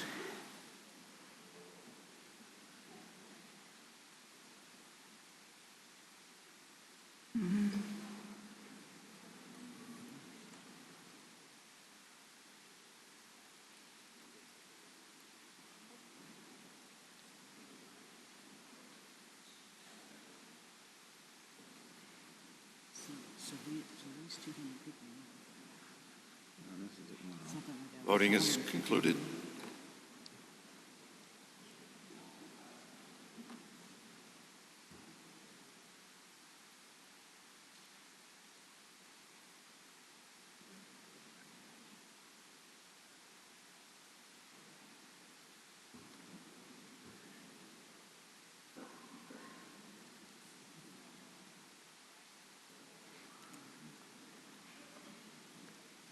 The yes votes are 506, the no votes 101. The motion passes. And Mr. Moderator, wherever you are, please return.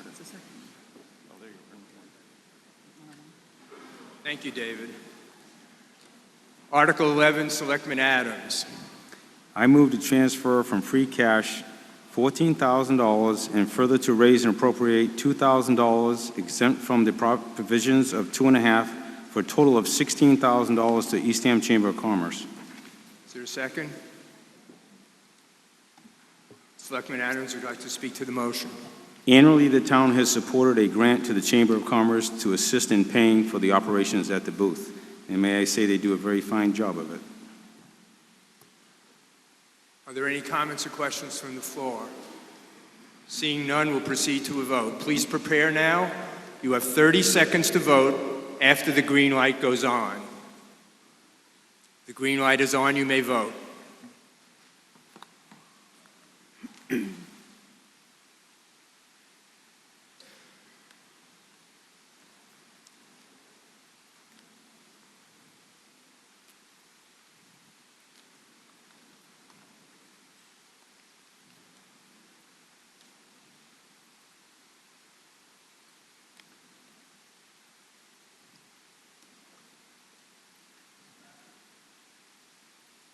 green light is off.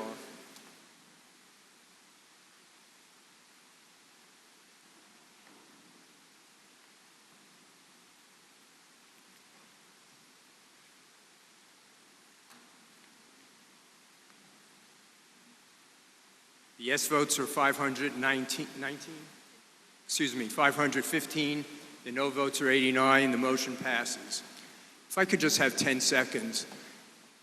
Many of us who were involved with electronic voting, the committee, the selectmen, just everybody involved, wanted to do everything we could. We had tutorials, a video, 2 public sessions, handouts, you name it. But we all kind of stepped back and said, you know, we're pretty smart here in Eastham. It's 1 for yes, 2 for no. I think it's proving that this was not rocket science, but thank you for your cooperation so far. Article 12, Selectman Burt.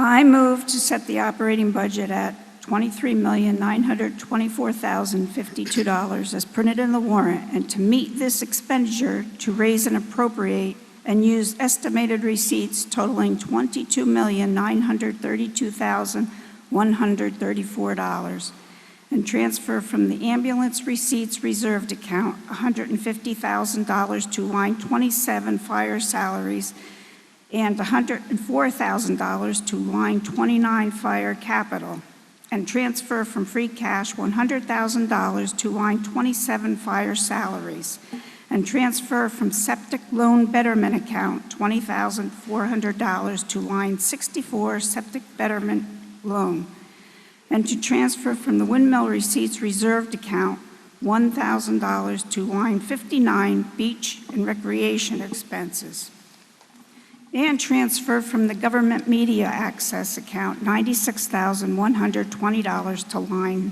11 data processing salary, and transfer from free cash $22,975 to line 70 retirement assessment, and transfer from free cash $113,423 to line 37 Nauset capital assessment, and to raise and appropriate $350,000 contingent on a Proposition 2.5 override.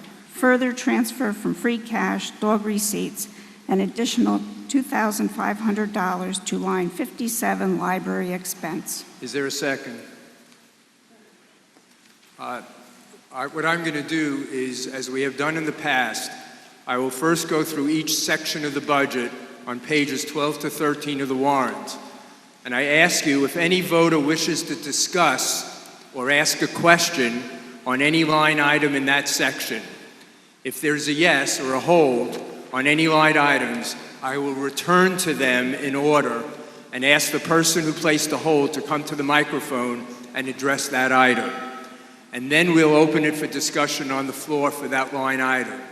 If after we conclude that procedure, we'll then open for discussion on the budget as a whole.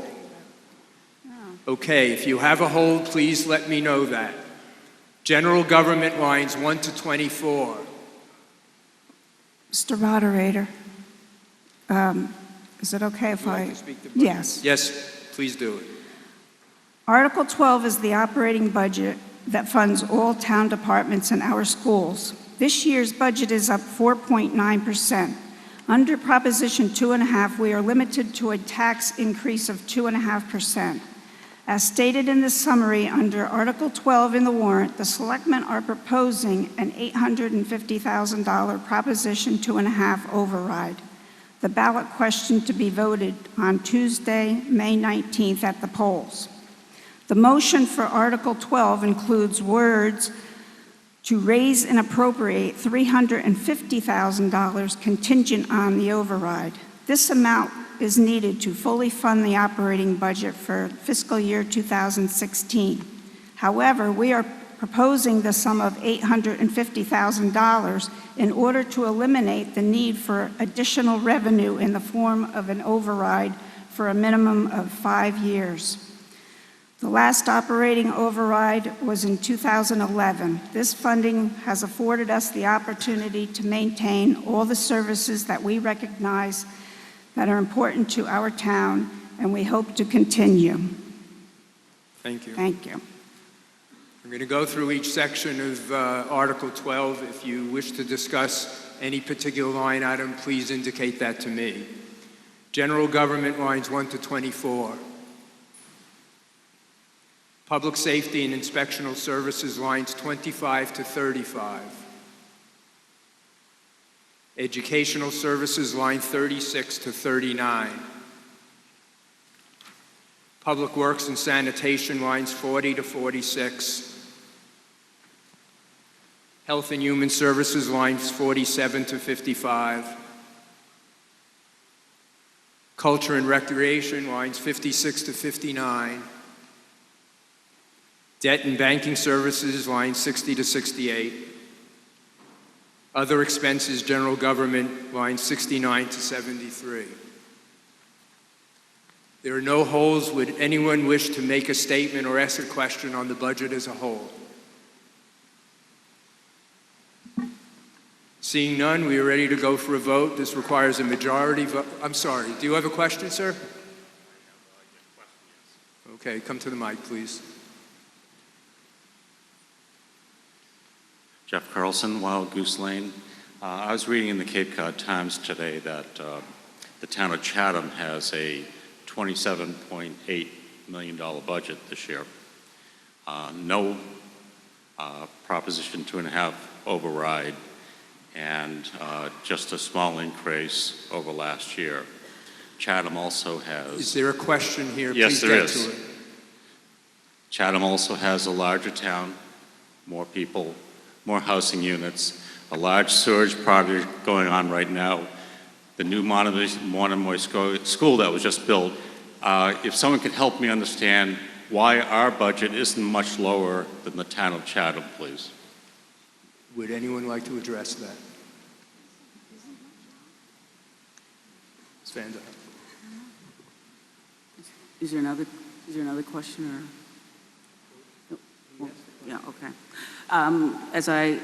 What I heard of your question is you wanted to know why our budget was different from Chatham, why we needed different revenue resources, why we couldn't do the same job that they were doing on the money that we have? No, the question is simply, why is our budget so close to their budget, yet we don't have the infrastructure, et cetera, that they have to support every year? In other words, it's very close. Our bills should be a lot less, and yet our budget's not that much different. Are we spending too much money? Okay, you got your question. I have to apologize, sir, that I have not seen the details of the Chatham budget, so it's really difficult for me to answer the question about comparison to Chatham. I really can't. Go ahead. Well, with that in mind, I think I would be looking at other towns. Okay, and sir, seeing what they're you've doing. gotten your question answered. Okay, thank you. Maybe not to your satisfaction, but it was answered. We're going to vote now. Please be prepared. You have 30 seconds to vote after the green light goes on. The green light's on. Please vote now.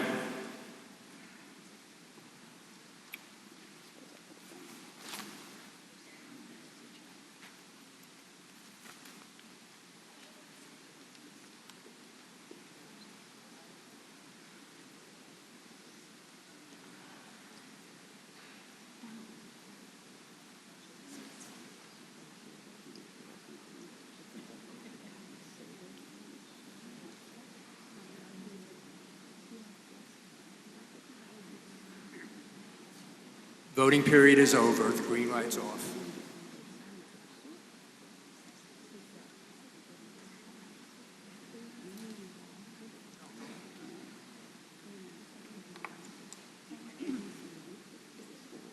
The yes votes are 450.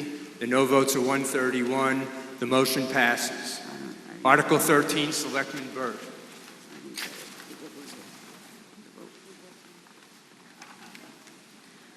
I move to appropriate $746,300 and to meet this appropriation to raise and appropriate $115,000 and transfer from free cash $426,300 and transfer from ambulance receipts reserved account $200,000 and transfer from boat excise $5,000 for the purposes of acquiring the items and undertaking the improvements as printed in the warrant. Is there a second? Second. Selectman Burt, would you like to speak to the motion? No, I don't have. Okay. Are there any questions? I'm going to take this article as a whole. Are there any questions or comments on the Article 13 and the motion? Seeing none, we'll proceed to a vote. You have 30 seconds to vote after the green light goes on. Oh, I'm sorry. Don't put the green light on. You weren't there when I asked, Mike. You got I was moving as I quickly as I could. apologize. Go on. Mike Zowski, 63 Acres Road, a member of the Water Management Committee. And what's critical that we pass this is particularly line item number 26. We have got to get sewers in this town. You all know that we need sewers. We need to have the necessary planning to make sure that not just the areas that are critical for our estuaries and ponds, but everybody gets sewers.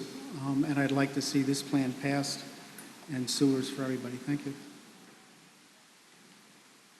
Seeing no further persons at the mic, we're prepared to vote. You have 30 seconds to vote after the green light goes on. Voting is open now.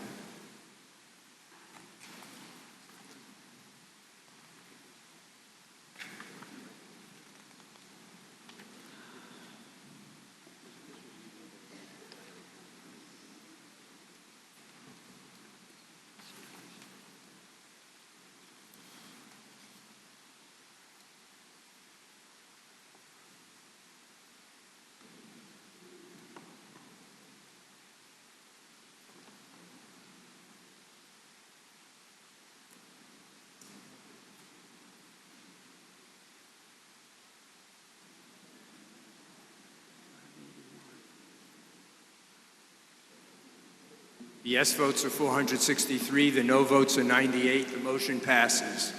Article 14, Selectman Gorin. I move in accordance with the requirements of the Town of Eastham Home Rule Charter, Section 6-6A, to accept the capital improvements plan for fiscal year 2017 to fiscal year 2021 as printed in the warrant. Second. That was loud. Would you like to make a statement? No.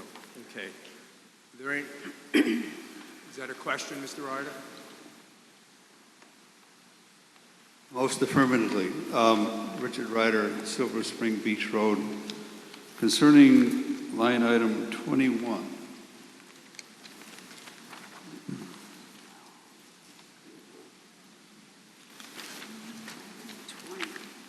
Concerning dredging Rock Harbor, dock and walkway improvements.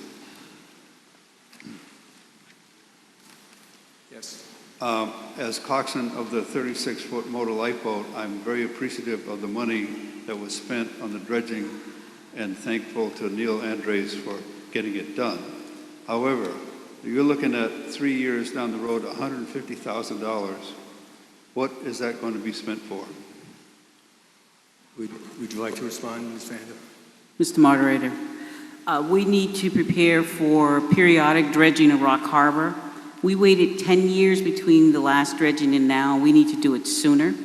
In addition to that, the selectmen are considering trying to make improvements to Rock Harbor so it's much more attractive for folks to come and maybe walk or visit or have lunch, not just to launch boats. I have a question about that. If you go to the Eastham side of Rock Harbor, you get met by some inquisitive young fellow who wants to know, what are you doing there without a boat or a trailer? To me, that's pretty unfriendly. Thank you. That's exactly what we're working towards, is to make it much more user-friendly. Yes, Mike, Mr. Guzowski. Mike Guzowski, 63 Acres Road, and I urge your vote for this capital improvement. They include two very important issues. Line item number 130, remediation, further remediation of our freshwater ponds. We've had a great deal of success with our aluminum treatment in the past in the ponds that we've handled, and the results have been astonishingly good. I'd like to see this work continue. And line item 128, the capital budgets in the upcoming years for the approaching sewer system. $30 million is a very good start, and I'm sure that with our new wastewater management panel working with Orleans, that this will be a very good beginning to meeting implementation of sewers for Eastham. Thank you. Yes, there's a question. Amy Hackworth, 330 Mary Chase Road. I have a question on line 69, $750,000 for a shower at First Encounter. And the question is? Is this necessary? Who created this line item for the budget? Mr. Moderator, the staff department heads contribute to the creation of this budget along with the Selectmen and Finance Committee who review it. The bathhouse at First Encounter is currently on a tight tank system, and it's one of our most used beaches. We would like to improve the bathhouse with showers and the toilet system, so this would be what it would cost. As we get closer to the year in which this may happen, we will have a much better sense of exactly what it would cost, whether or not there are grants available, et cetera. Thank you. Seeing no further questions or comments, we're getting ready to vote. A yes vote would accept the capital improvement plan as set forth in Article 14. It would not appropriate at this time any of the funding that will be left to future town meetings to determine if presented in future warrants. A no vote would not approve the plan. Please prepare to vote. You have 30 seconds to vote after the green light goes on. You may vote.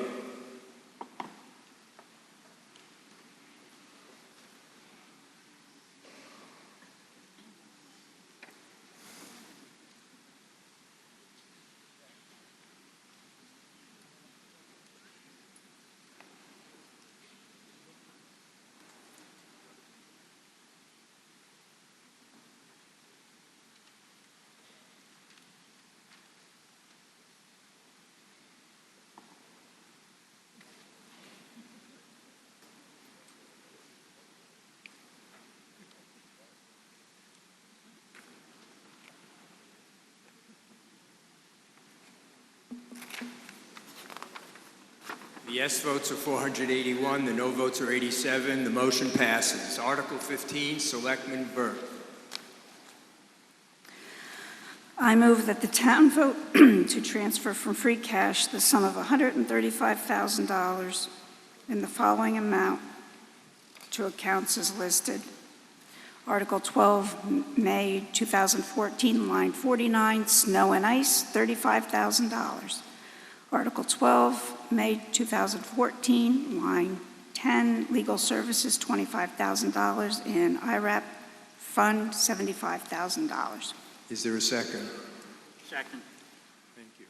Selectman Burke, did the Board of Selectmen make a recommendation on this article this evening? No. There's none in the warrant. Pardon me? There was no recommendation listed in the warrant, and I'm going to ask you and Mr. French whether the two committees made a recommendation. Oh, there was no recommendation? That's my recollection. Oh, I'm sorry. We just voted this one tonight. That's why I was I'm asking. sorry. 5-0, the vote was. Thank you. Chairman French, did the Finance Committee make a recommendation? Mr. Moderator, we voted tonight 9-0 in favor. Thank you very much. I see no comments or questions at the microphone. We'll be prepared to vote. You have 30 seconds to vote after the green light goes on. It is now on. You may vote.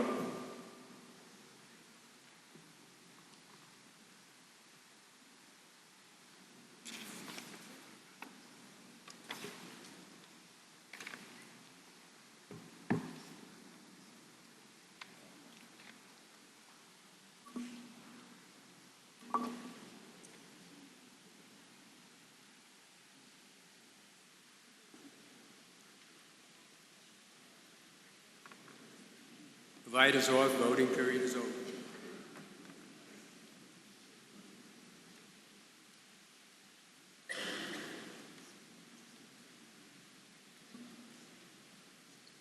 The yes votes are 495. The no votes are 61. The motion passes.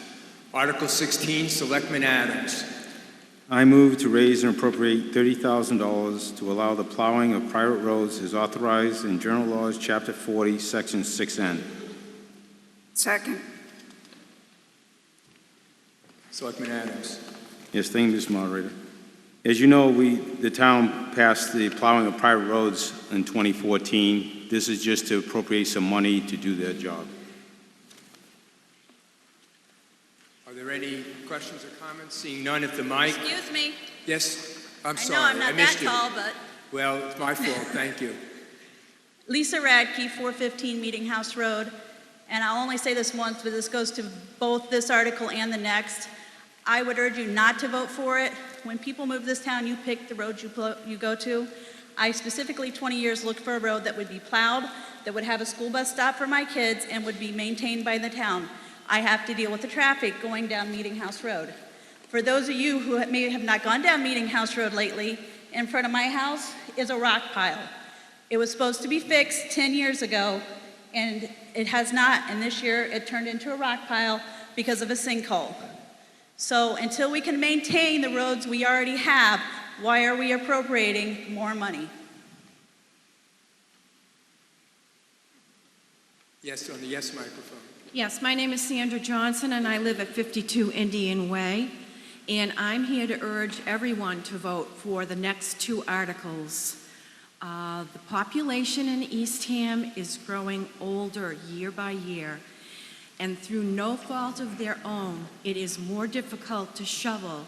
And with the amount of snow and the storms that we had this year, it is imperative that the town plow the private roads for the residents. They are paying the same amount of taxes that everyone else who has their road plowed with. Why shouldn't we be able to have our roads plowed? Thank you.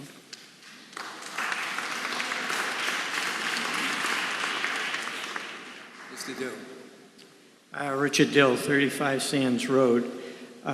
In the article, it says that some private roads are, there's funds to pay for the plowing of some private roads. And then it goes on to say there are standards being developed or have been developed on that would control which roads would or would not be plowed. Is it reasonable to expect that any private road that meets your standards will be plowed? Ms. Van Duff, do you want to respond to that, or is someone else on the board? Mr. Moderator, the appropriation is limited, so the numbers of roads or the conditions under which private roads will be plowed will be determined by the amount of money. Clearly, we may not plow every time there's an inch. We may plow when there's 4 inches, and those are the kinds of standards that the DPW director is preparing. There will be an ad in the paper that will ask those private property owners, road owners, if they want to get their road plowed, they need to be inspected and so forth, and that'll be happening. We're hoping the months of September, and we're hoping that it's not snowing then so we can do it. And if we get it done in September and October and the snows come by November, we'll be able to let you know as a private road owner whether or not and to what extent we can plow your road based on this appropriation. Do you anticipate developing a prioritizing system prioritizing all the roads that request plowing? Mr. Moderator? Yes. I believe we'll have to do some prioritization in order to make the money go as far as we can. Thank you.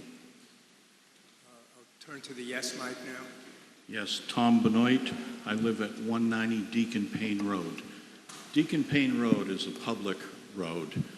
It's a town-owned, plowed road. However, there is no public access to Deacon Payne Road. So I urge that the next two articles be approved. We had a snowstorm where for 2 days we could not get in and out of a public road in our town because the town refused to plow. Refused to plow any of the private accesses that we have to this public road. Hoffman Lane, the town had to travel over Hoffman Lane in order to get to Deacon Payne Road, which is 640 feet. And they lifted up their plow and did not drop the plow until they hit Deacon Payne Road. I don't know why they just couldn't have left the plow down or a couple inches off the ground to make it accessible, but we were trapped for 2 days where we could not get in or out of our public road. We had some medical issues with one of the families in our area where the town actually plowed Deacon Payne Road and plowed in the private road where they had gigantic snow piles at the end where no one could get through at all. So I urge everyone to vote yes on the next two articles. Thank you. Mr. Fenlon, you have a question? You're Mr. Fenlon, right? Yeah. There you go. A very quick question. Is it an as respects standards, is it an oversimplification to say blacktop tarred roads will be plowed and dirt roads will not? I live on a dirt road. Mr. Moderator, it is an oversimplification to say absolutely blacktop and no dirt. The standards will be set and the conditions of the roads will be discussed at that time. Mr. Filipowski. Hi, Frank Filipowski, 15 Harvest Road. In trying to understand what $30,000 will do for plowing on private roads, can we hear what is the total mileage of our public roads with the budget for plowing to try and understand what $30,000 is going to do then for what are the miles of our private roads? Mr. Moderator, I would need to defer to the DPW director, and that's Neil Andres. He's over by the door. He's coming now. Mr. Andrews. There's about 54 miles of town roads. This would be $2,500 a mile for 12 miles. We're estimating there's 12 miles of roads that are 20 feet wide, paved, in decent condition. It's a starting point. Obviously, you can't hit it perfect every year, but it's a good starting point. $2,500 per mile. Thank you. Yes, Mike, please. Bill Zajac, I live at 380 Glacier Hills Road. Glacier Hills Road is about a mile long and it's a nicely paved road. It's a private road. I wasn't aware of it when I bought a piece of property on it and built a house about 17 years ago. Shame on me for that. I should have asked a question that I wasn't even prepared to ask. But what I want to underscore on this is that people on private roads who don't have them plowed, it's such a severe public safety issue that the police can't reach them, fire can't reach them, and medical help can't reach them. If you look at this town's census figures of the state census figures in 2010, it's very easy to see that over 50% of our population is over 60 years old. Our seniors who live on these private roads, are very vulnerable when it comes to public safety issues like ambulance and police. I'd like people to just keep in mind that when they vote.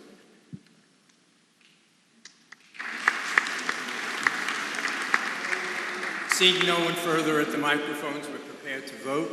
You will have 30 seconds to vote after the green light goes on.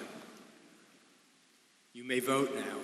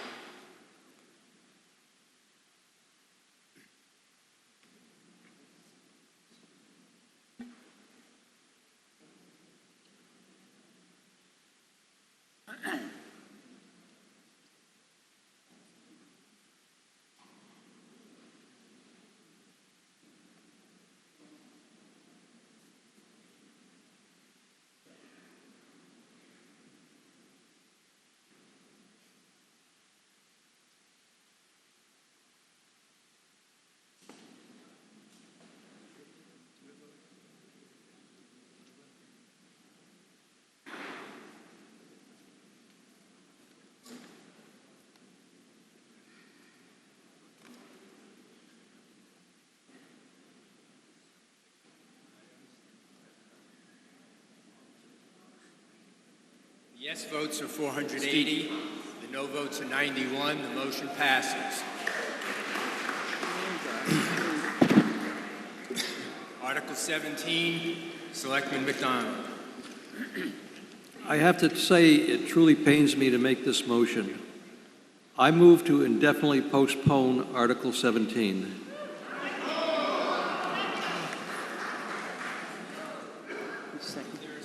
Second.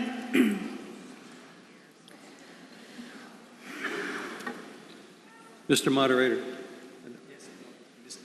as explanation, it has come to light that there is a legal defect in the road layout process by the Board of Selectmen that results in this article not being fully prepared for the vote at this meeting.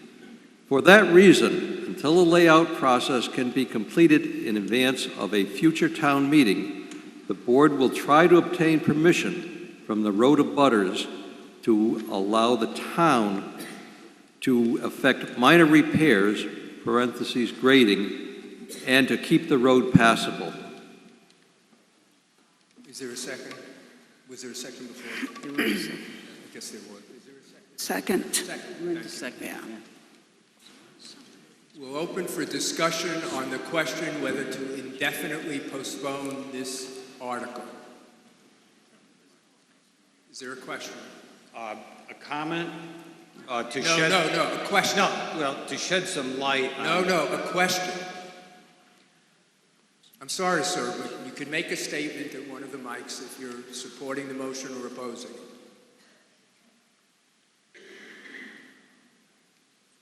Lawrence Perry, 835 Hay Road. The question I have is how can the town allow 8 abutters to hold that whole road landlocked and have 120 families in that neighborhood not be able to drive over the road?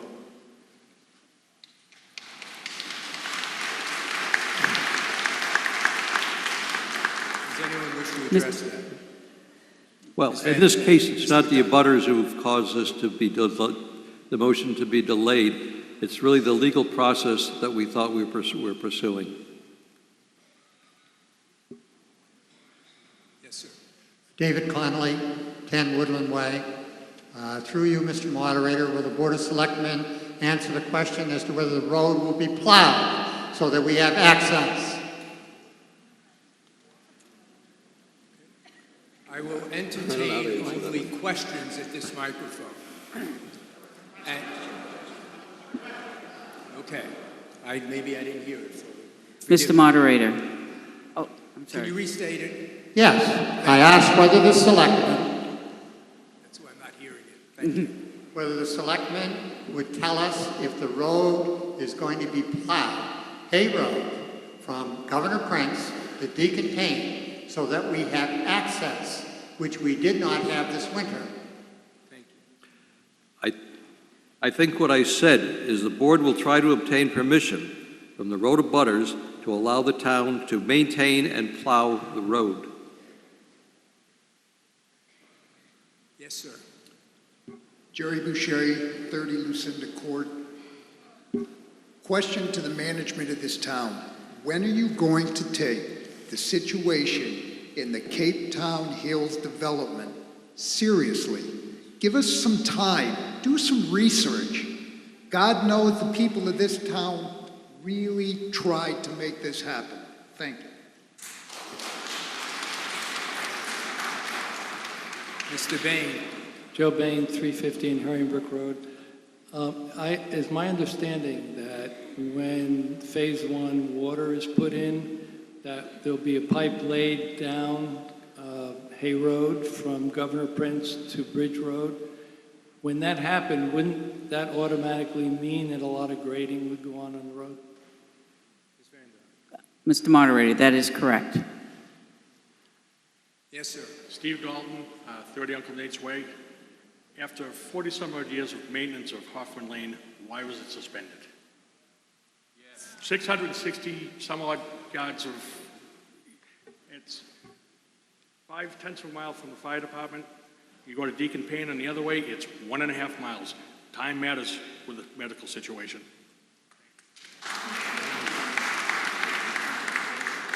Ms. Vander.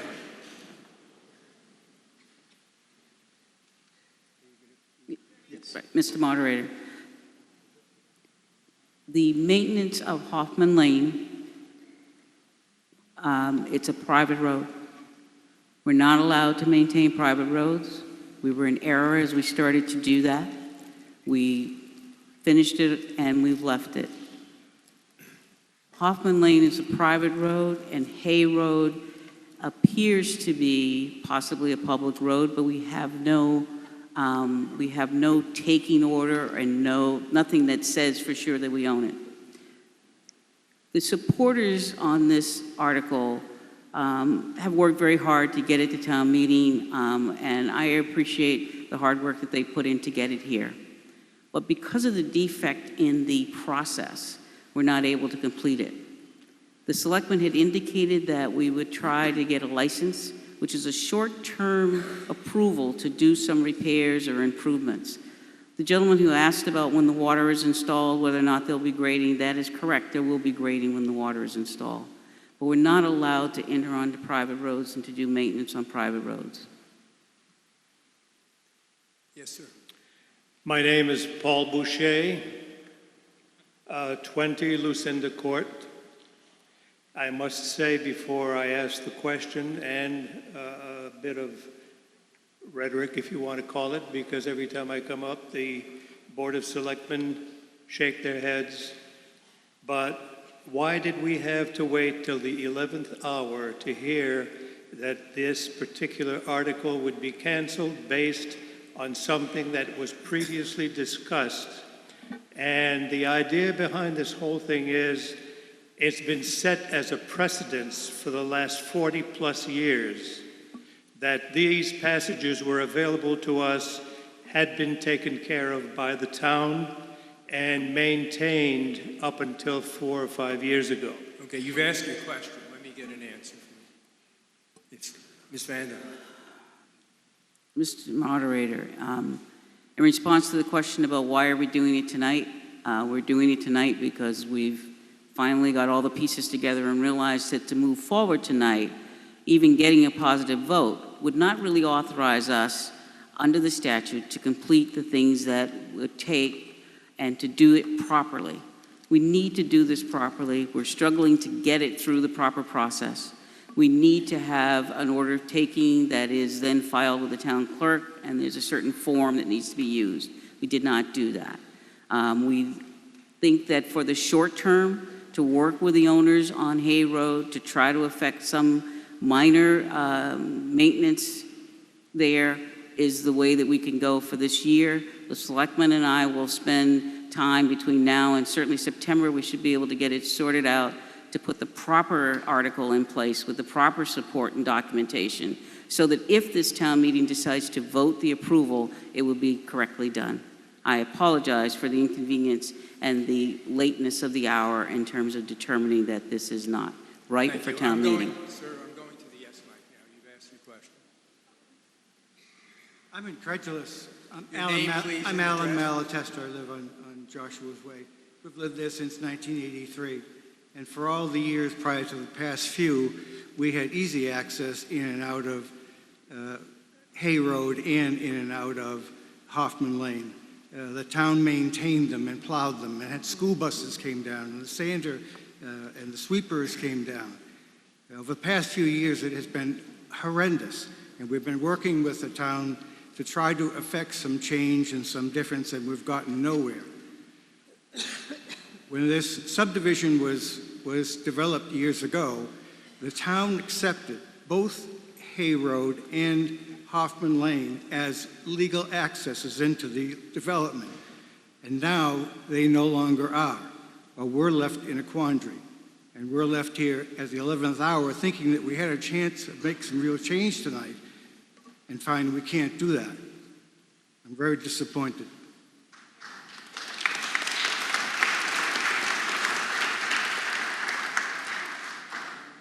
Is there another question? Yes, if I can get up that high. I'm Judy Poulin. I live on Boat Meadow Way.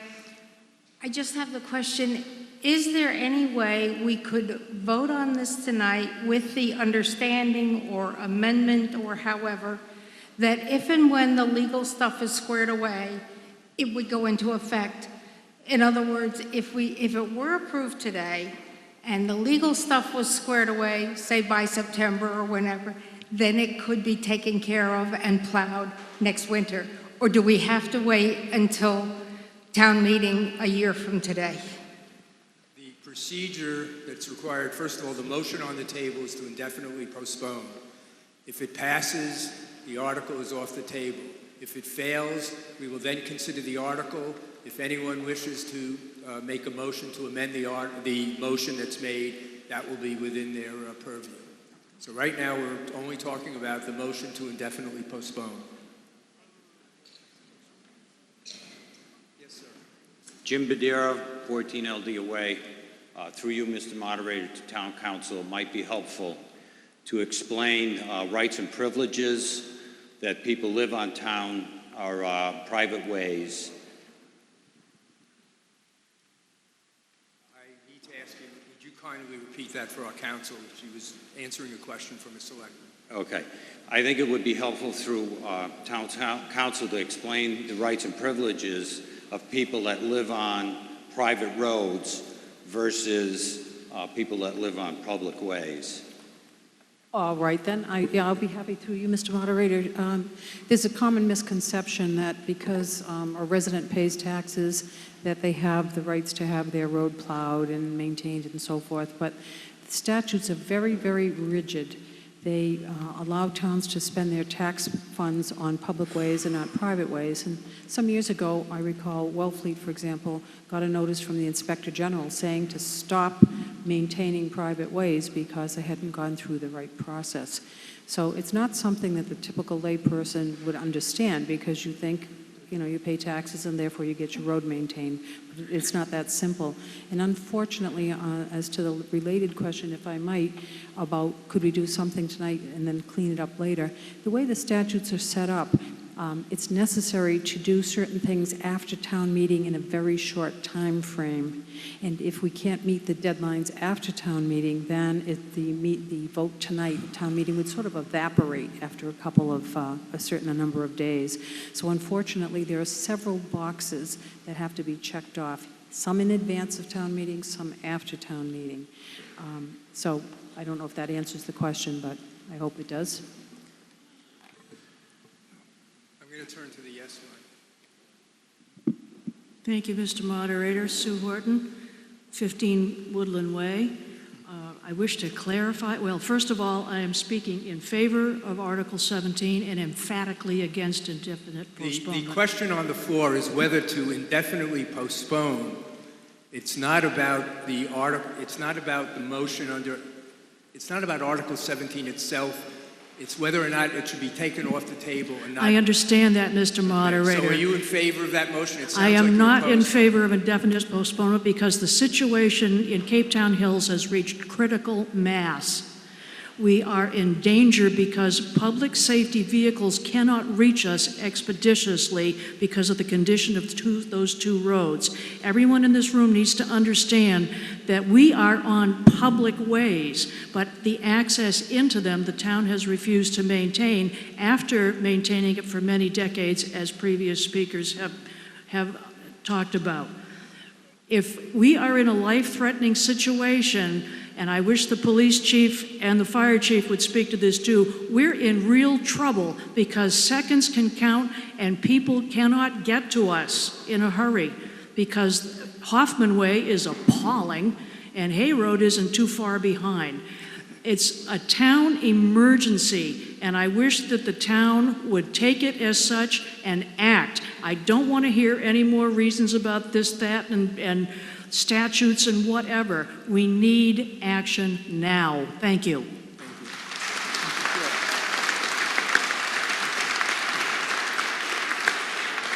I recognize the person at the no mic.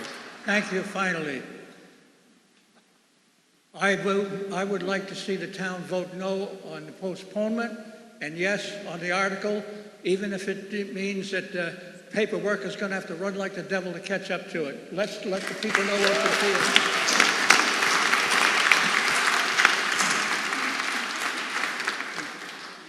Question. My name is George Muller. I live on Foxwood Drive, which happens to be a private road. And last winter was probably the worst winter I've experienced. And so I hired a private contractor to come and plow the road for me. And I think that most people who live on private roads should do that as well. Thank you.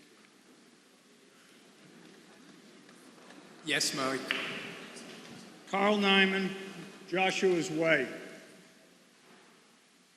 I think that this is a deplorable and a shabby treatment that we are receiving tonight from the selectmen. We have had so many meetings with you folks over the last 20 to 30 years, and every time we get told to do this and to do that, we finally get close so that we can get some decent access into our road, and then at the last minute you pull the rug out from under us. All of the good reasons that we need access have been mentioned by other speakers.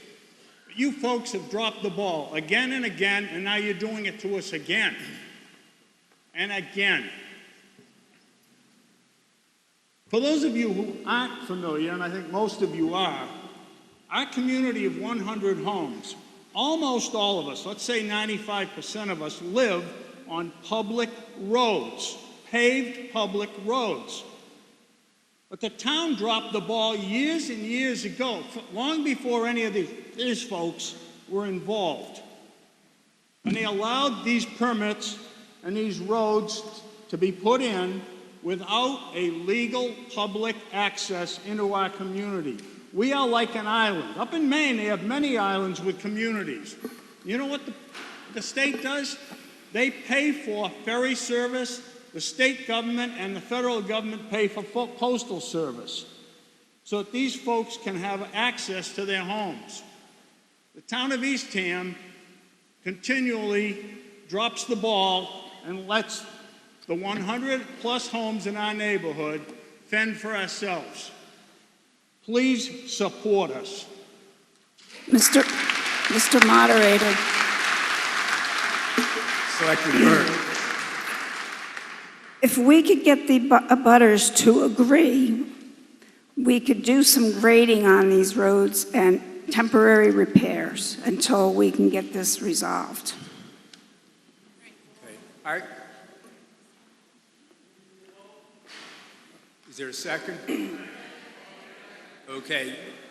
What we're going to vote on is whether to end debate on the motion to indefinitely postpone. This will require a 2/3 vote. Please prepare to vote. You have 30 seconds to vote after the green light goes on. Turn it off. Okay, let me say that again. The question here before you now that you're ready to vote on is not whether to accept the layout of Hay Road. It's whether to indefinitely postpone consideration of the article that's in your warrant.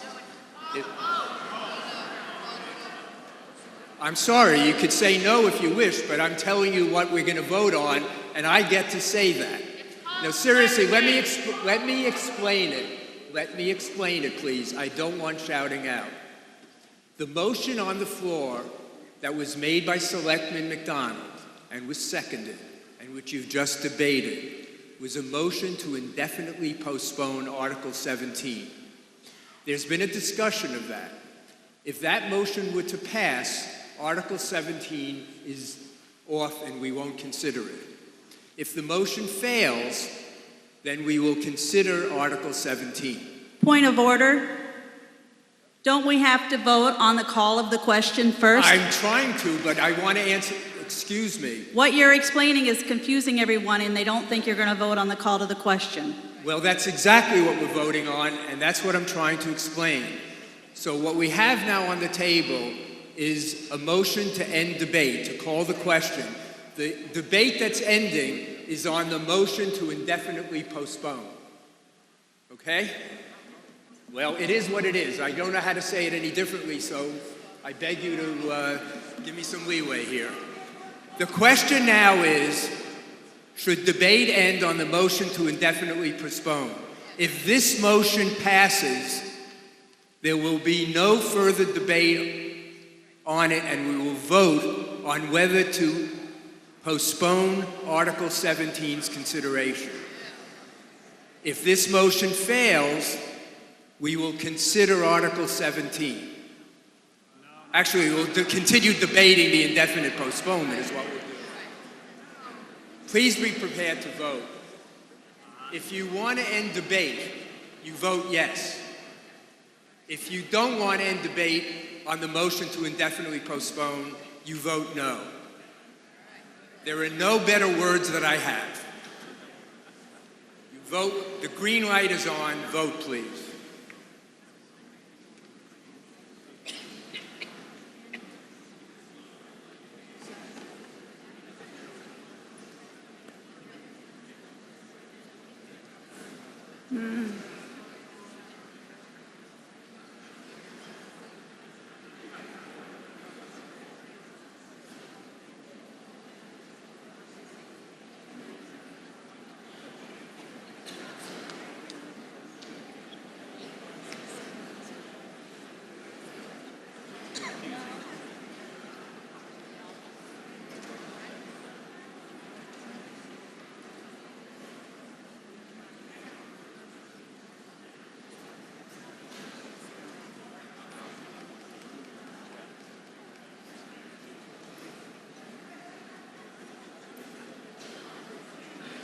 The yes votes are 425, the no votes are 87.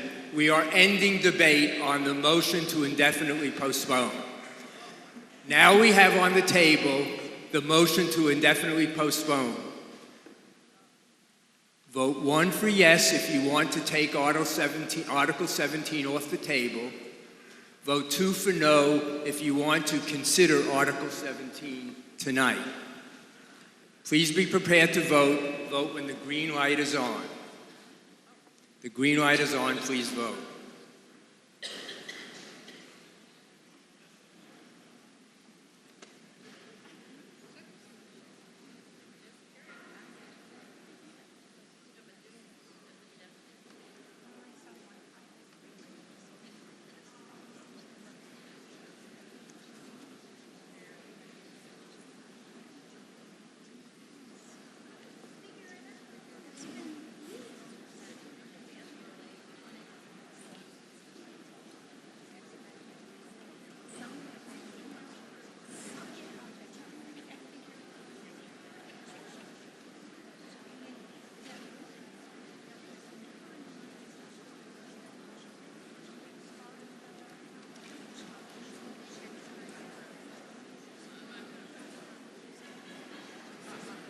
Okay.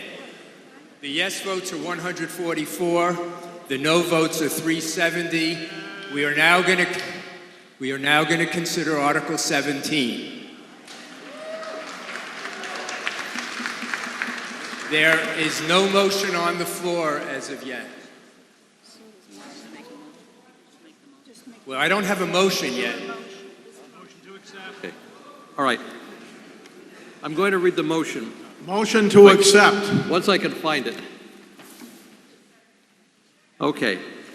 I move to vote to accept as a town way that portion of the way known as Hay Road from the intersection with Governor Prince Road to the intersection with Deacon Payne Road as heretofore laid out by the Board of Selectmen and shown on a plan of land entitled Cape Town Hills Plan of Land in Eastham, Massachusetts, for Robert Erickson and John B. Curtis, and also shown on subdivision plan of land in Eastham for John B. and Ruth F. Curtis, and Book 212, page 89, and more particularly described in a deed recorded with Barnstable County Registry of Deeds in Book 191, page 21.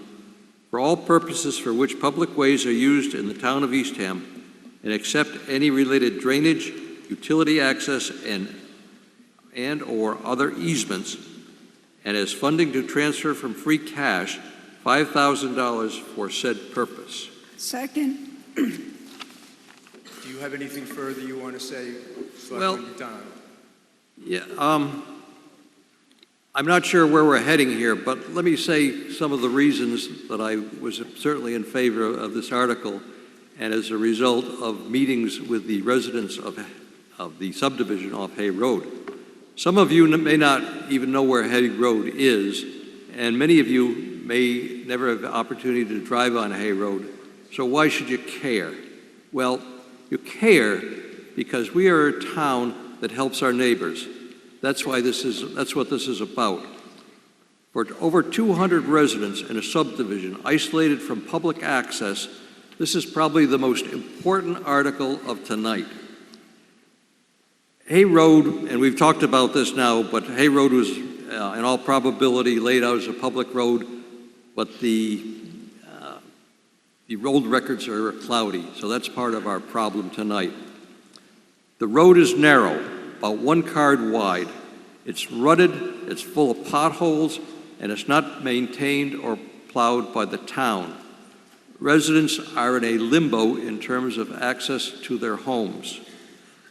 A couple of points with regard to this article. This is not a taking. It's giving access to the town to improve and maintain the road.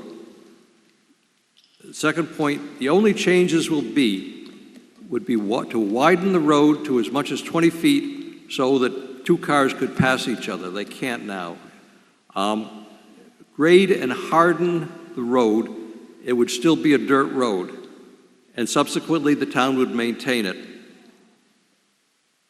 If passed, we will work with the 10 or 12 residents on Hay Road to ease this whole transition with them and take account for some of their concerns. I'm going to repeat, this is an opportunity for this town to help our neighbors who have a real problem.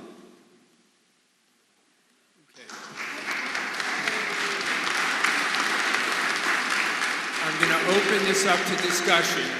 We are now discussing the merits of the motion under Article 17. However, a lot of the arguments for and against the taking of the acceptance of Hay Road have been made in connection with the motion to postpone. So I urge you not to be repetitive. We've heard many of the arguments so far. The person at the yes microphone. Lawrence Perry, 835 Hay Road. I don't want to be repetitive. I don't even want to make a comment. I think everyone's been thinking about this for 40-something years. I make a motion that we vote on this article right now. It's a motion to call the question and end debate on the motion under Article 17. It's been seconded. It requires a 2/3 vote. Please be prepared to vote and vote when the green light is on. 1 for yes, 2 for no. The question is to whether we end debate. The green light is on.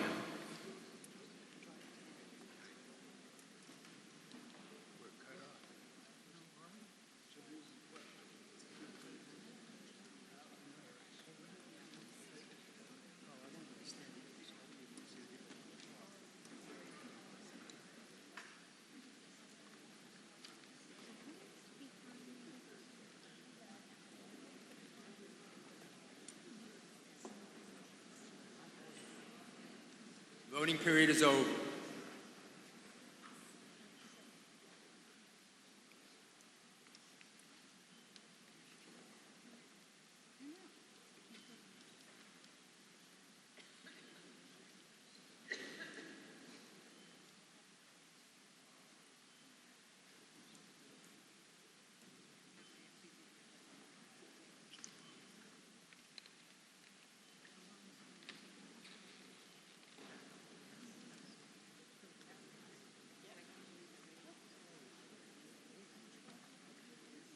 $475 yes, 31 no. Debate is ended. We will now take a vote on whether the motion to accept as a town way the portion of Hay Road described in the warrant shall be approved by the town meeting. Yes vote would accept it, if no vote would not accept it. But from what we heard from Selectman McDonald and from our legal counsel, we cannot be certain that what the legal effect of this vote would be. But we're going to take the vote and we'll find out later how it plays out. Yes is one is yes and 2 is no. You have 30 seconds to vote after the green light goes on. You may vote.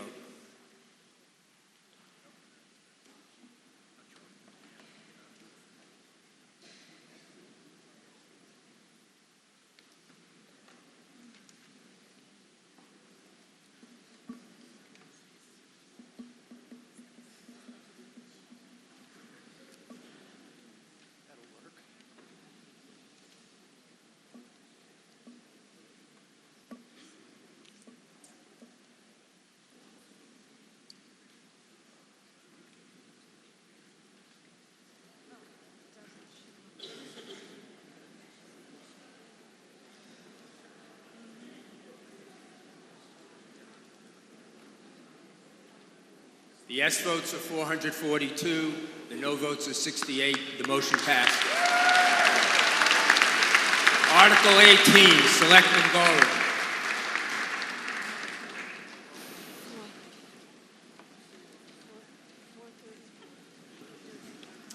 I move to amend the Town of Eastham Code, Section 26-1, as printed in the warrant. Second.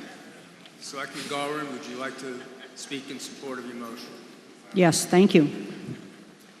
This article is proposed to allow Eastham residents the privilege of driving on Eastham Ocean Beach, south of the Coast Guard. Specifically, this article would provide an annual review of the bylaw by the Board of Selectmen after a public hearing and the terms and conditions that may be set by the Selectmen.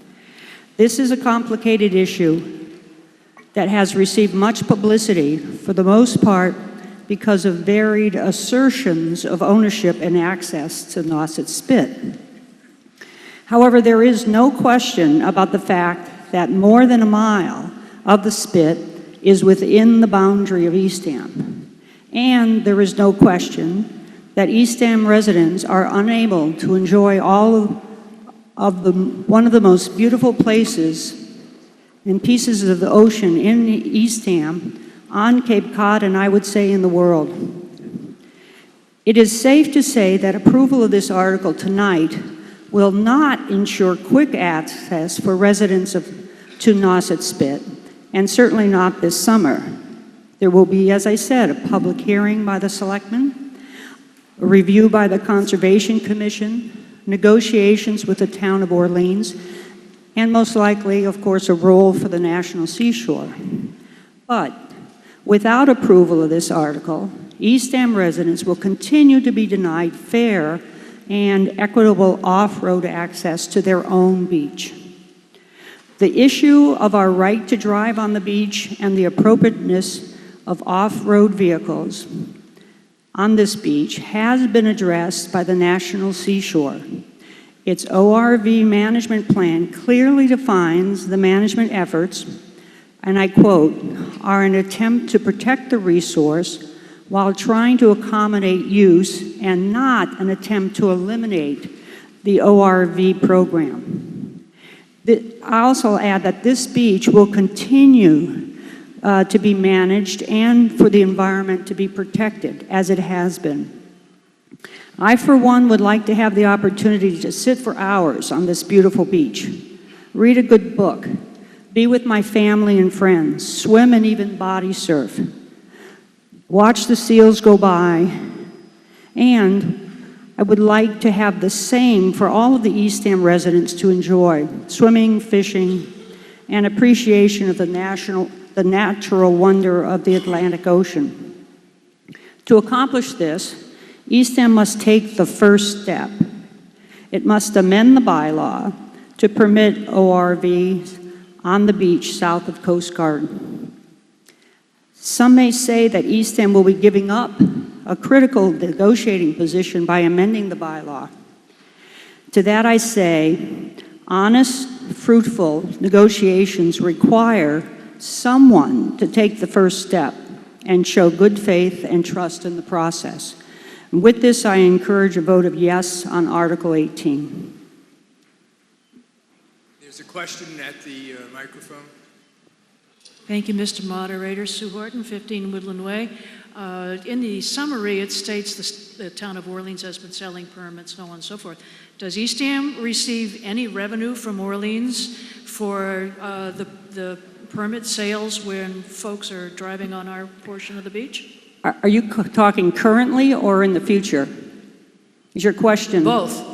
Well, currently we receive no revenue because it's only Orleans residents that are allowed on that portion of the beach. In the future, it would be certainly something we would be able to negotiate with the town of Orleans. Okay, thank you. I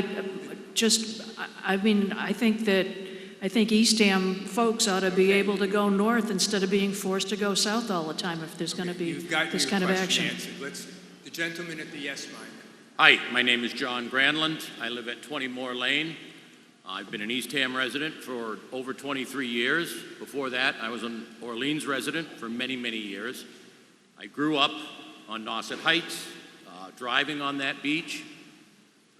I'm a commercial fisherman, and I earn my living there. I'm very, very well aware of all the issues involved with that beach, having spent most of my life on it. This issue goes much deeper than just driving on the beach. It has caused a rift between Orleans and Eastham that is presently affecting income of many of the fishermen who earn our living out of Nauset Inlet.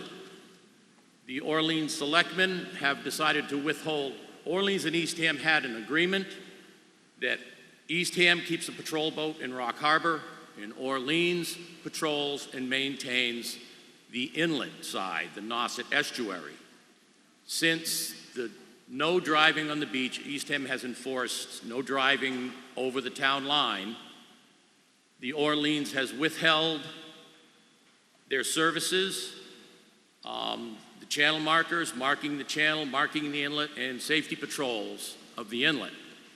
This causes serious repercussions to the fishing industry, to the general boating public, and it has already affected my income, and I'm only 2 days into my fishing season. I've had to put together channel markers to mark the channel. I set 2 today. Orleans has 2 20-foot privateers with 200 horsepower outboards. I've personally witnessed them make 5 or 6 surf rescues over the past 5 years. Eastham has a few boats, but we do not have the capability that Orleans has. And this is one article. I've heard this town has spent over $100 million tonight. This article costs us nothing. It gives our selectmen a bargaining chip to go to Orleans, to mend fences. They're our neighbors. They're our brother town. We were at one point, we were one town. Both towns have successfully worked splitting this estuary, and we need a good estuary management plan.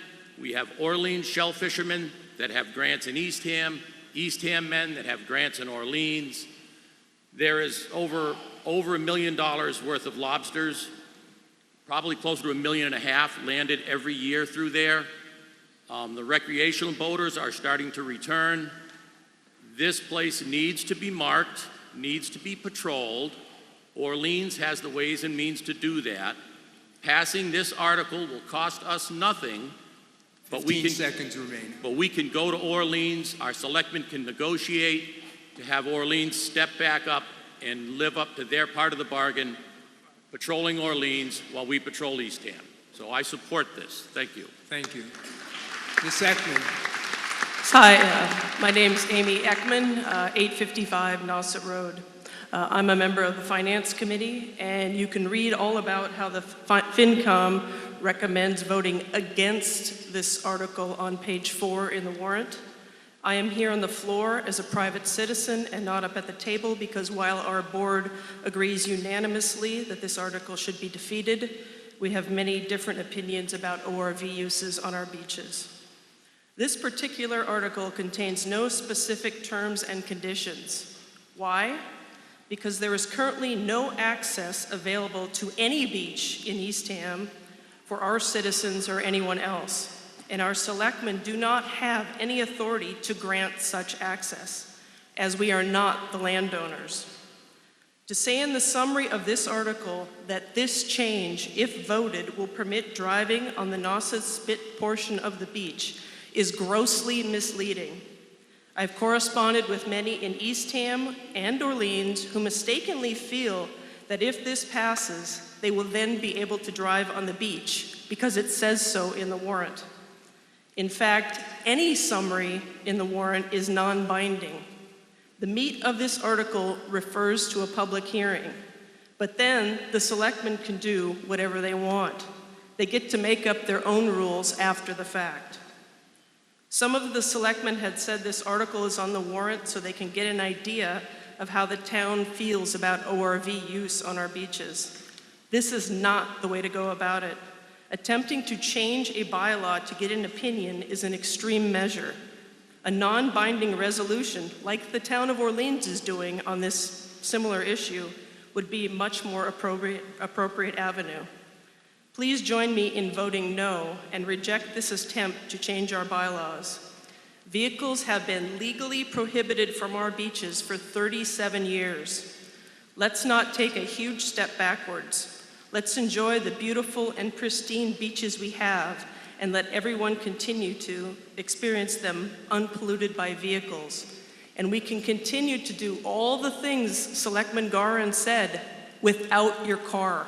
You can go out and read a book, you can body surf, you can do all of that. So please press 2 when the green light comes on. Thank you. Thank you. On the yes, Yes, my name is Sandra Johnson, and I live at 52 Indian Way. You may continue. You may continue. My name is Sandra Johnson, and I live at 52 Indian Way, and I'm here to say that before 37 years, I was allowed to drive on the Spit from Coast Guard Beach until the break between Orleans. The sad fact is that in 1978, we lost that Spit, and hence the bylaw was approved, because basically there is no access to get out from Coast Guard Beach to that area. But this vote for yes is a step in the right direction. It will give the people of Orleans our notice that we are willing to work with them to find an equal spot so that everyone, people from Eastham and people from Orleans, can use Orleans and Eastham Spit. My suggestion to the people who are against this, if this passes, which I hope it will, please don't buy a sticker and don't drive on the beach, but don't try to prohibit someone who wants to be able to utilize this beach from not being able to. Thank you. No shouting. Please get up. I'll recognize you. Yes, sir. Is there a second? Okay, the motion we're going to vote on now is whether to end debate on Article 18. This needs a 2/3 majority. Please be prepared to vote. Voting will start when the green light goes on. You may vote.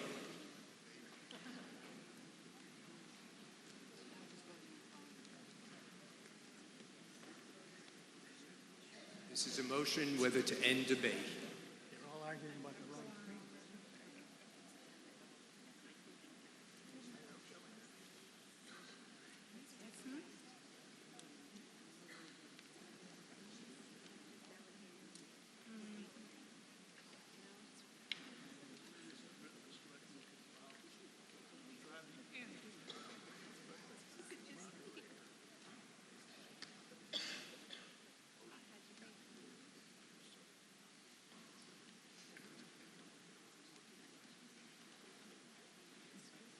Yes votes are 373. The no votes are 55. Debate is ended. The motion passes. Now, we're going to vote on the merits. Can I ask one question? I'm very sorry for interrupting. Just before we move on, not trying to push the vote back, but I would like to ask, would we also like to hear from the younger people in the room? I have a student that just had a very nicely written speech ready to go for everybody, but we cut her off. So I'm sorry, everybody, you couldn't hear it. Good night. I understand how you feel, but we had a motion to call the question. It was voted on by more than a two-thirds majority, and debate is ended. So I'm not in a position to recognize anyone else for debate. So we're now voting on whether or not to amend the Eastham Code as specified in the motion. This requires a majority vote. Prepare to vote. When the green light goes on, your voting will begin. You may vote now.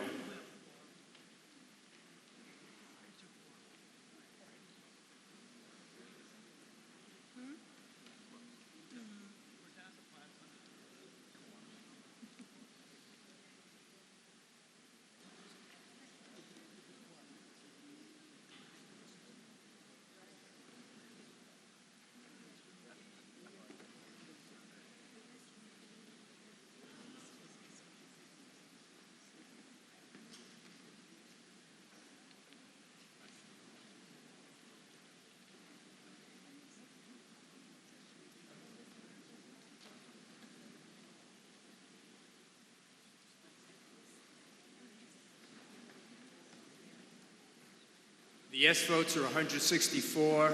The no votes are 268. The motion fails. Article 19, Selectman McDonald. You didn't hear? Sorry? The vote was 164 yes, 268 no. The motion fails. Selectman McDonald, Article 19. Okay. I move to transfer from free cash the sum of $30,000 to the Tri-Town Septage Treatment Facilities account for purposes as printed in the warrant. Second. And the, Selectman McDonald. just so everybody knows what the Tri-Town IMA, intermunicipal agreement, is, the Eastham, Orleans, and Brewster operate the Tri-Town Septage Plant together. That contract is due to expire next year. Part of the contract is that we, as well as the other towns, are liable for the cost of the demolition of that plant. That the intermunicipal agreement could be extended another 2 or 3 years, but at the moment we have to plan that the plant will be demolished after the end of 2016. This money is really for the specifications and the design for the demolition of the plant. It may not be used if the IMA is extended for 3 years, and then it will come up again. Does anyone want to speak to the motion from the floor? Seeing none, we're prepared to vote. You have 30 seconds to vote after the green light goes on. The green light is on.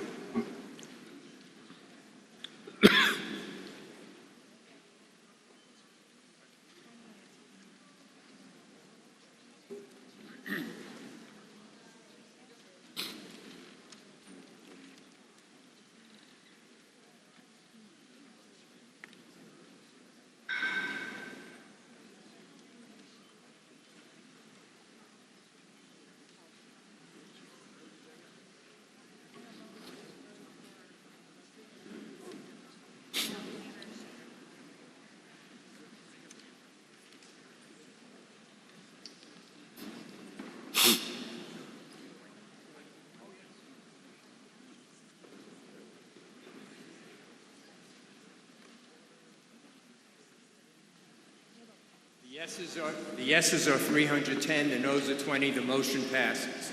Article 20, Selectman McDonald. I move to transfer $678,483 from the fiscal year 16 estimated community preservation receipts for the following purposes in the following amounts. Open Space Reserve, $75,386.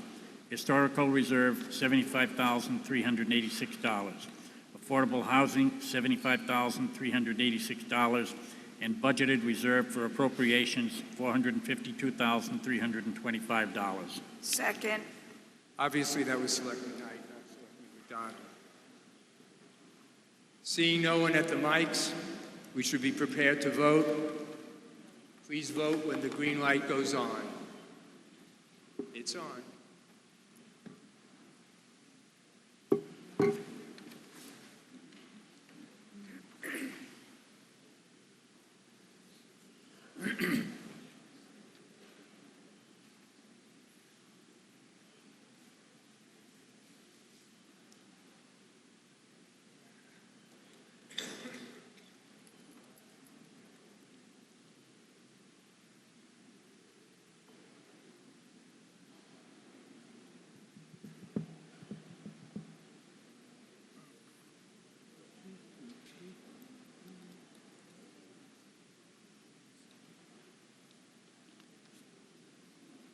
The yes votes are 278, the no votes are 37. The motion passes.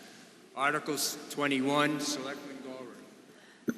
I move to transfer from the fiscal year 16 estimated community preservation revenues $75,386 to an active recreation reserve for the purposes as printed in the warrant. Second. Motion's been seconded. You're not at a microphone, are you, Bob? No. Okay, let's be prepared to vote. You have 30 seconds to vote after the green light goes on. Please vote.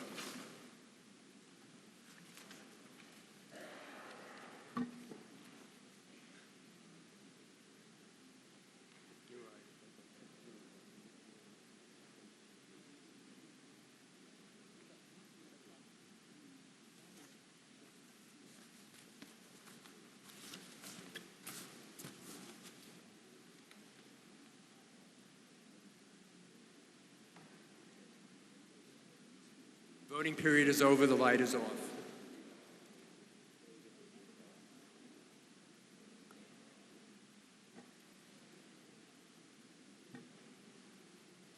The yes votes are 304. The no votes are 28. The motion passes. Article 22, Selectman Gorin.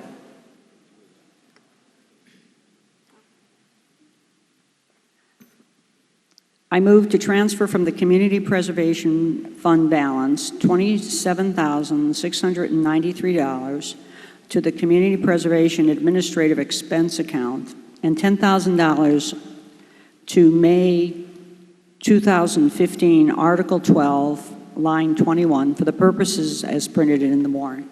Second. Seeing nobody at the mic, we'll be prepared to vote. Please vote when the green light goes on.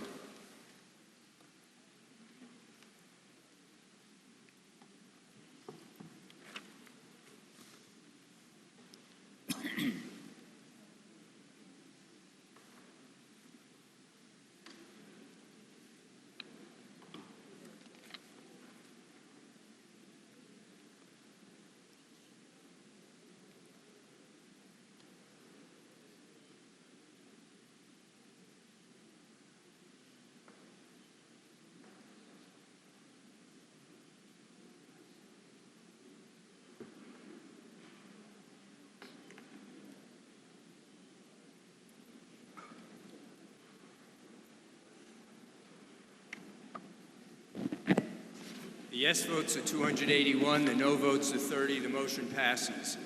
I should explain something that I could have done earlier, but I'll do it now. I'm not simply being a broken record.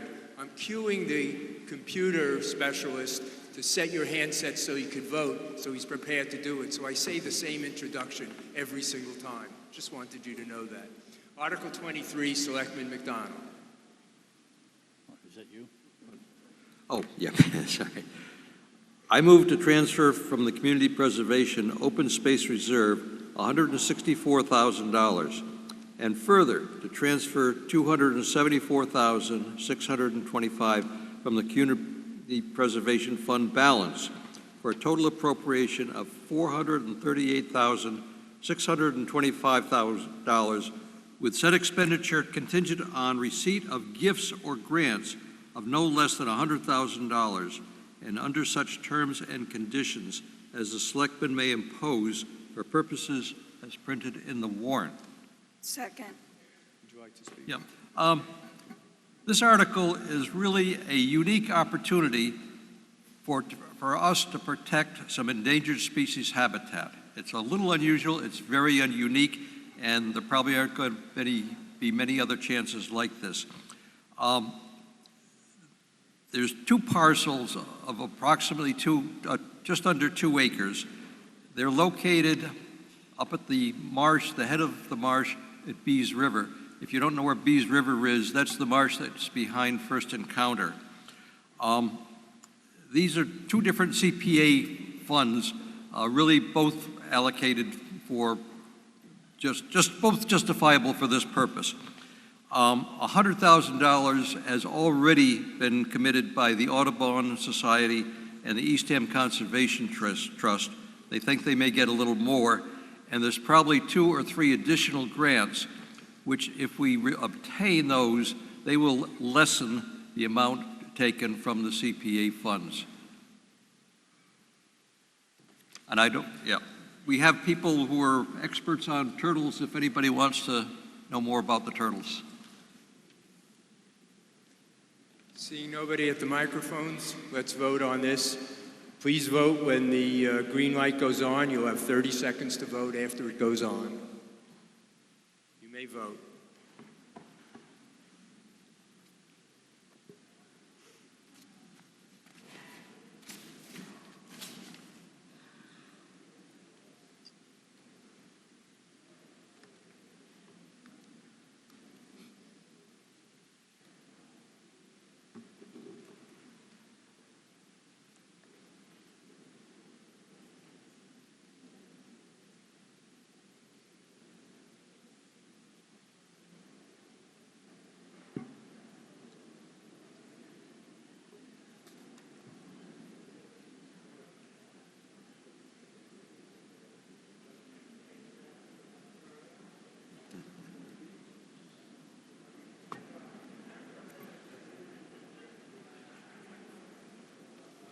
The yes votes are 303. The no votes are 34. The motion passes. Yeah. Article 24, Selectman Adams. I move to transfer from the Community Preservation and Historic Reserve as a grant to the Eastham Historical Society $30,000 for restoration of the 1936 Dill Beach Camp, and furthermore, under such terms and conditions as the Selectmen may impose for purposes as printed in the warrant. Second. Seeing nobody at the mic, let's prepare to vote. You have 30 seconds to vote after the green light goes on. It's on.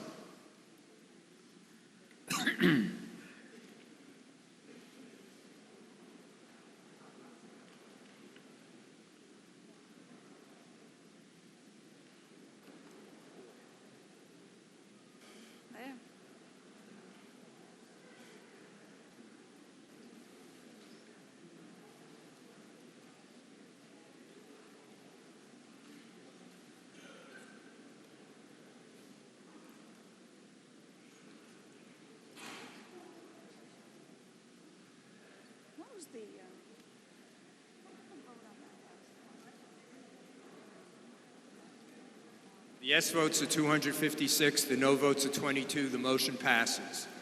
Article 25, Selectman Knight. I move to transfer from the Community Preservation Fund balance as a grant to Habitat for Humanity $45,000 for the creation of an affordable single-family house in Eastham, and furthermore, under such terms and conditions as the Selectmen for purposes as printed in the warrant. Second.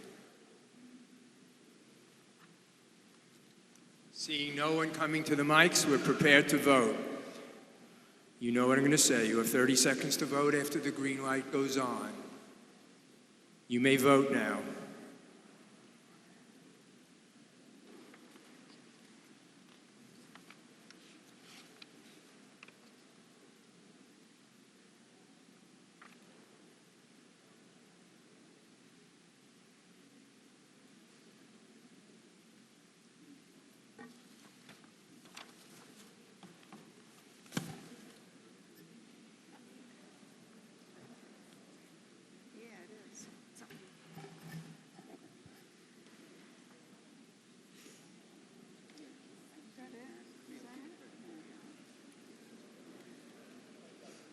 I can't hear what he's saying.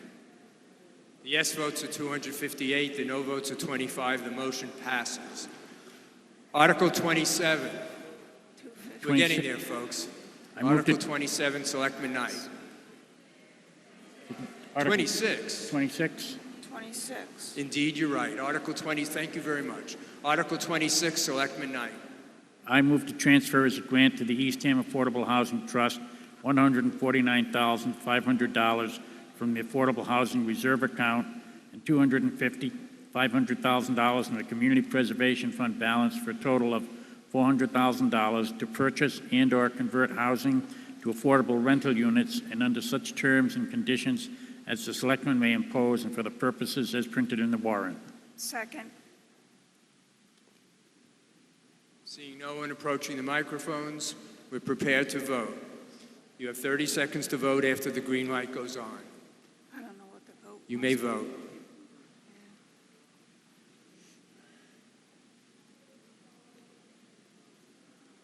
They all clapped.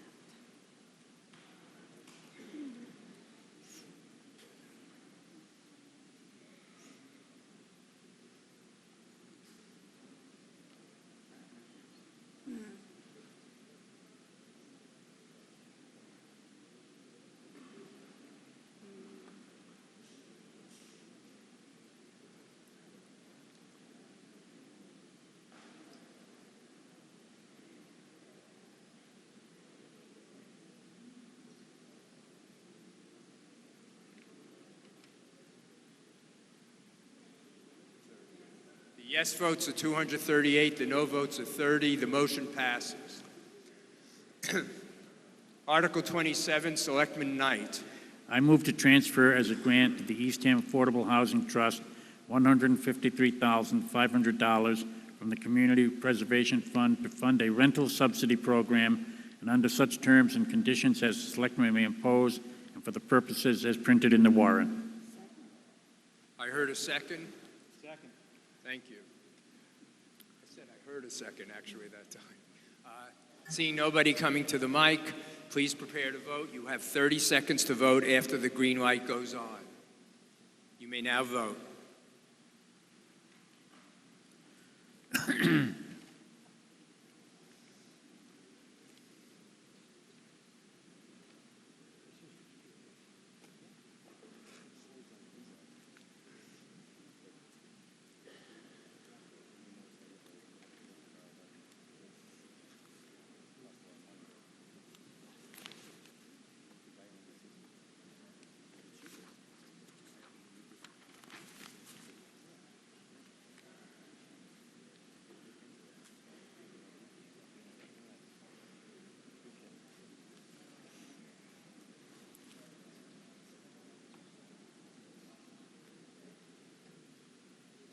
The yes votes are 247, the no votes are 23. The motion passes. Article 28, Selectman Knight. I move to transfer from the Community Preservation Fund balance $36,000 as a grant to the Eastham Affordable Housing Trust for purposes as printed in the warrant. There's the second for the motion.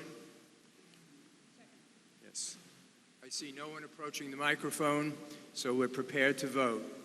Again, you have 30 seconds to vote after the green light goes on. You may vote.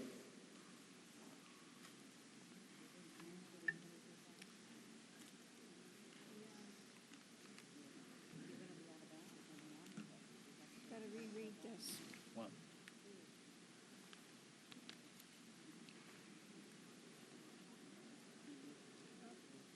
I know. Okay. I never got those. Oh, I printed this off myself. I know, but I never received it. I never got it on my iPad.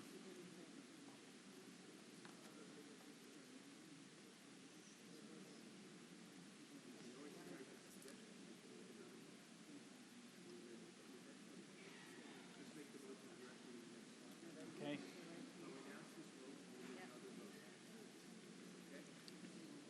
This is the one here. Yeah. Yeah, and that's the one with the 24,000, because I don't know if that's the other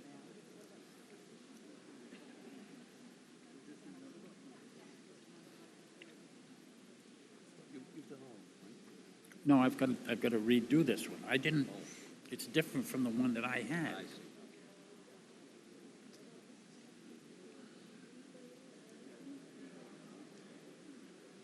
The yes votes are 241, the no votes are 32. The motion passes. However, there needs to be a second motion under this article to correct a slight error in the first motion. So we're going to do that now. Selectman Knight.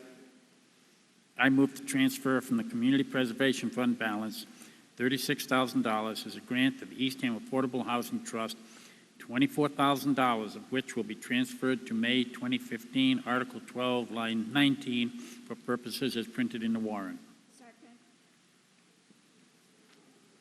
Okay, let's be, yeah, you know, I like that idea. All in favor, say aye. All opposed, say no. Motion passes.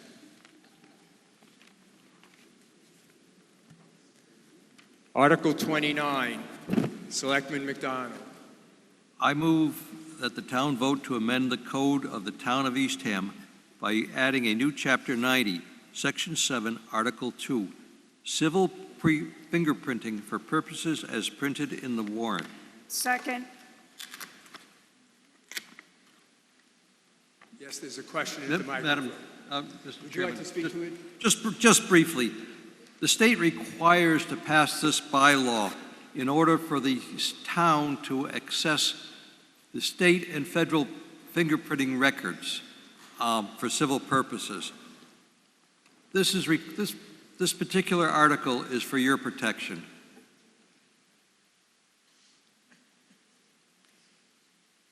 There's a question at the microphone. Yes, my name is Eileen Siebold from 365 Hay Road, and I have a question particularly on line D, referring to dealers of secondhand articles. Can anyone clarify for me that this would not include vendors who come for fundraisers selling used items? Fundraisers put on by nonprofits particularly? That's not the case. It's dealers of secondhand materials. And how would you classify? What I said was correct. It's dealers of secondhand articles. So it would not include dealers at flea markets or tag sales? No. No. And can we take that as this is how it will be interpreted by a police chief in 5 years or 10 years when you're retired? So you asked a question and you got an answer. We're not going to do a deposition here. Truthfully, the chief answered your question. Thank you. You're very welcome. Is there another question? Yes, Yes, sir. Judd Berg, Aces Road, Northeast Ham. If I've already been fingerprinted for other things like gun permit, would I have to pay $100 to do it again?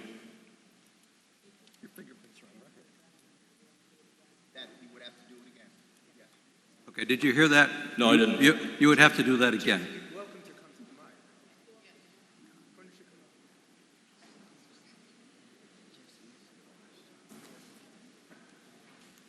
You would have to do it a secondary time. The LTC, your license to carry, is one, and then this would be a secondary thing. The two don't mesh. They have nothing to do with each other.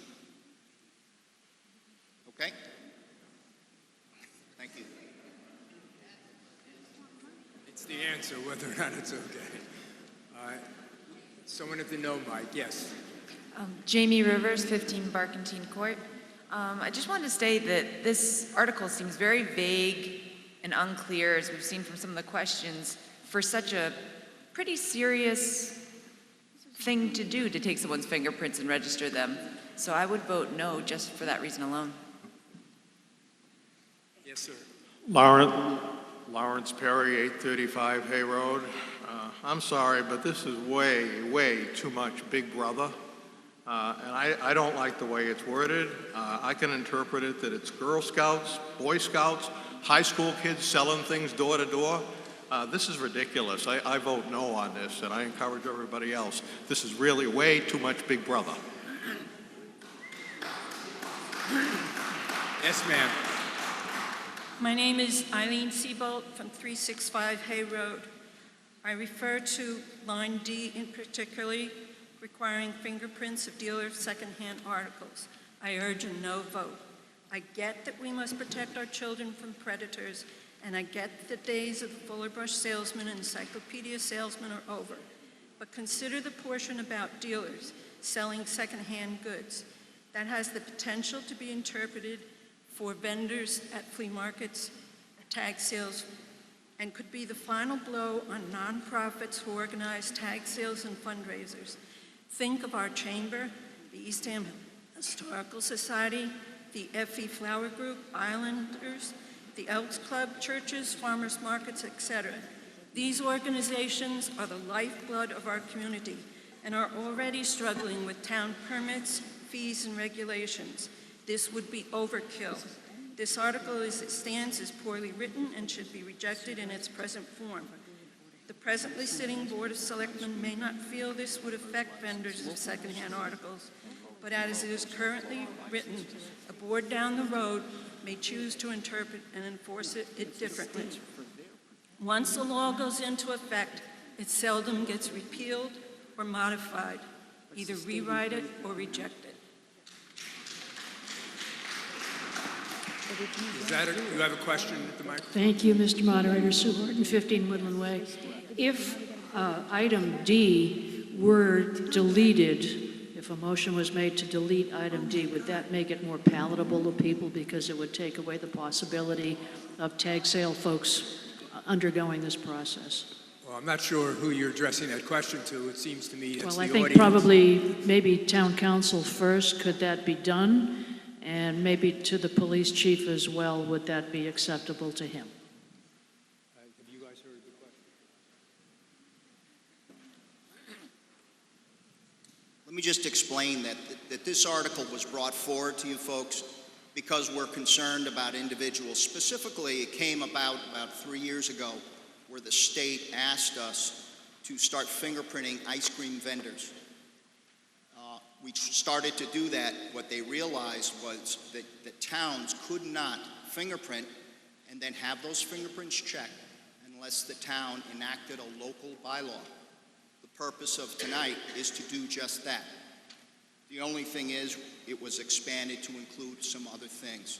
It's strictly for your protection, to make sure that those people that are trying to sell you things and solicit, either at your door or what have you, are individuals who are not going to try to, rip you off or what have you. So essentially, it's here for your protection. No, thank you. I understand that. I have no real objection to the article, but it seems that folks are concentrating on item D as one that's giving them pause. So perhaps if the selectmen would consider deleting item D, maybe the rest of it could pass and you could get I some of the... personally would have no objection, but that's really in the hands of the board. Technically, it's not in anyone's hands unless there's a motion that's made to amend the motion that was made by Selectman McDonald. I don't hear any motion, and we're going to call it. There's nobody at the microphones, so please be prepared to vote. Again, you have 30 seconds to vote after the green light goes on. You may vote.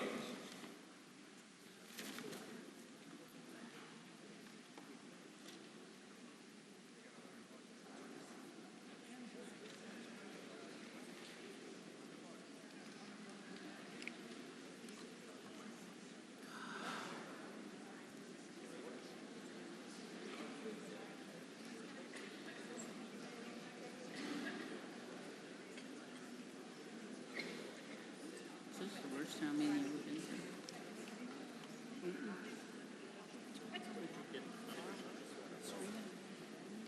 No, because it was all right and ready.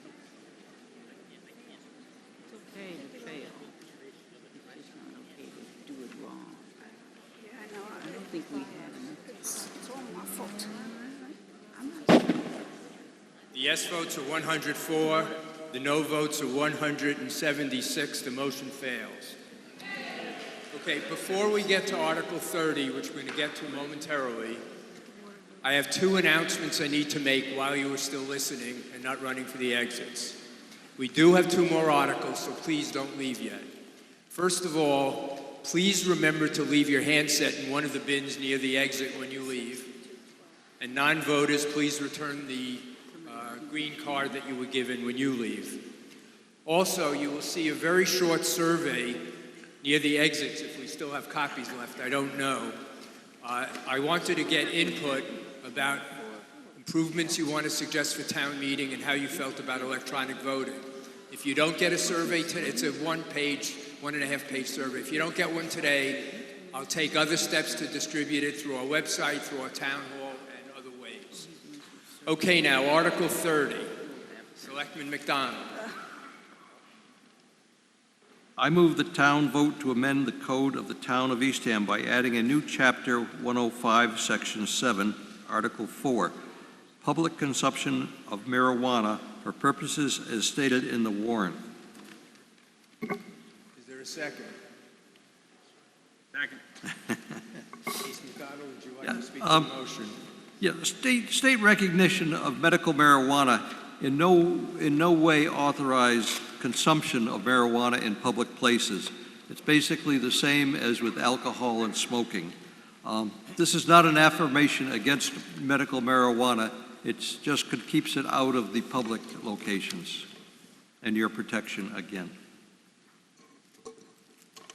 Yes, sir, the no mic. Tom Benoit, 190 Deacon Payne Road. The state is in the process of formulating regulations on medical marijuana dispensaries and a lot of other issues related to this. I think that it's premature for the town to make any decision at this point in time until the state comes out with their regulations and their requirements, and then we can go from there. And if anyone has a problem with that, they can come down the Hay Road because that's not a town road.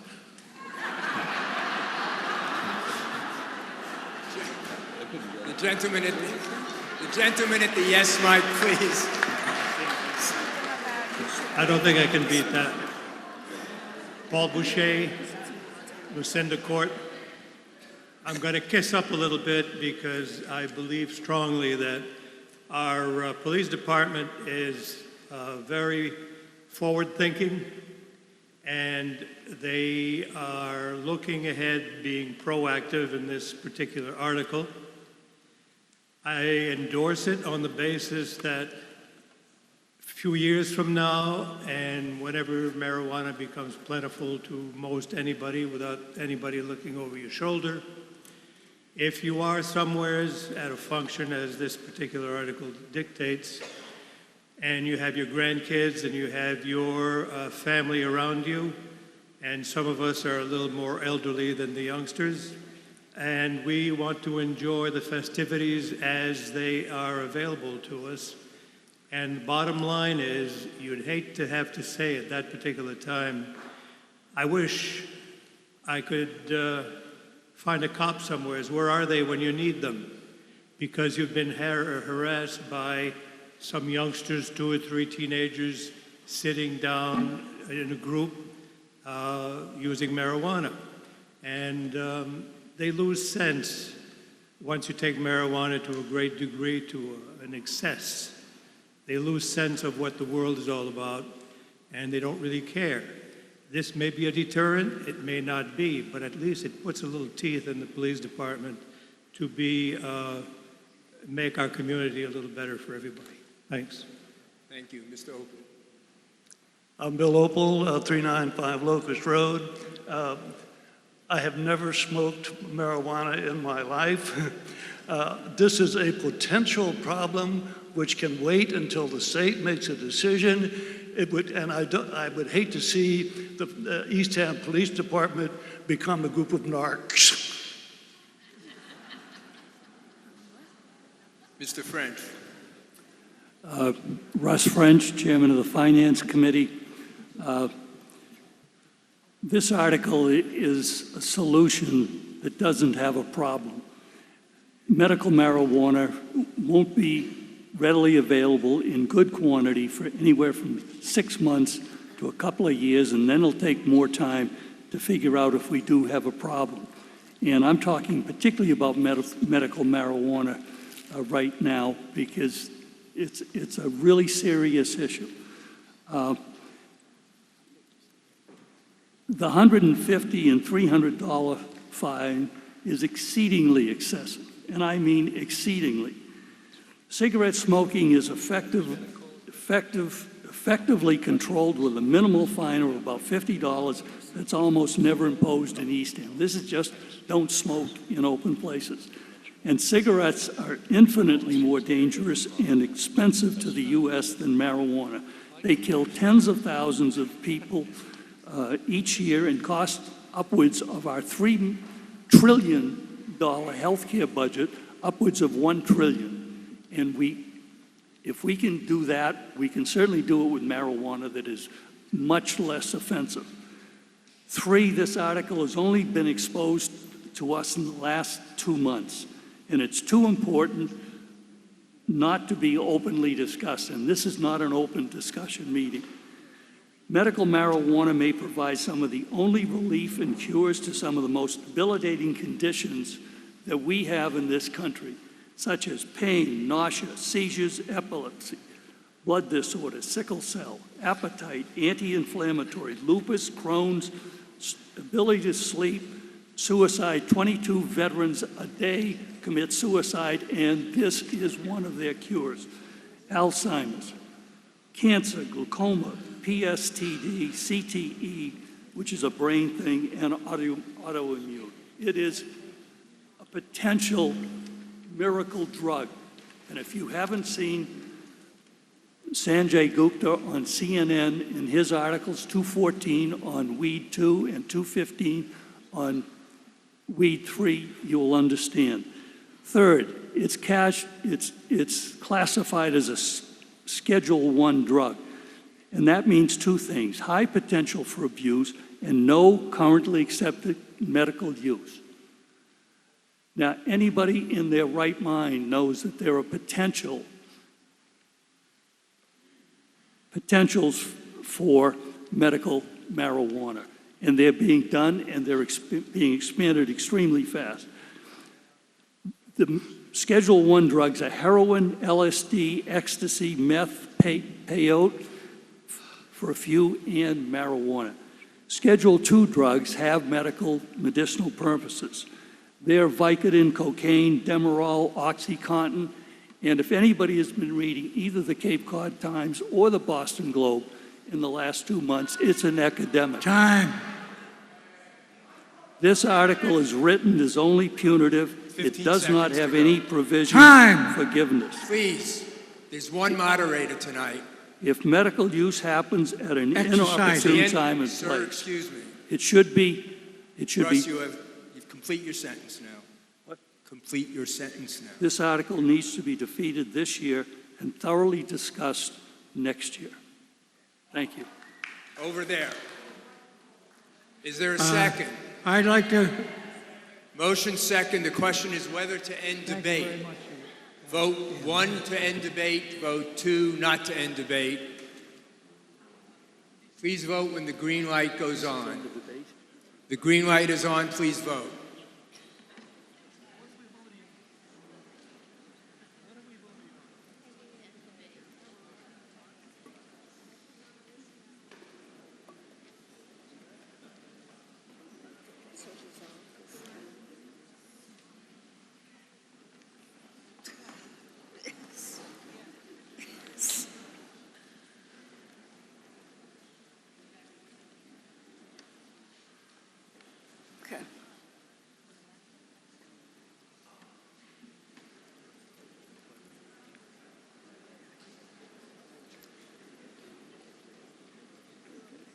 yes votes are 250, the no votes are 26, the motion passes. It's interesting. Article 31, Selectman Byrd. No. Oh, no, it's getting late. Whoa. So that ended debate. So now we're going to proceed to vote on the motion that Selectman McDonald made. Oh, that was to move it. You have 30 seconds to vote after the green light goes on. 1 yes and 2 no. You may vote.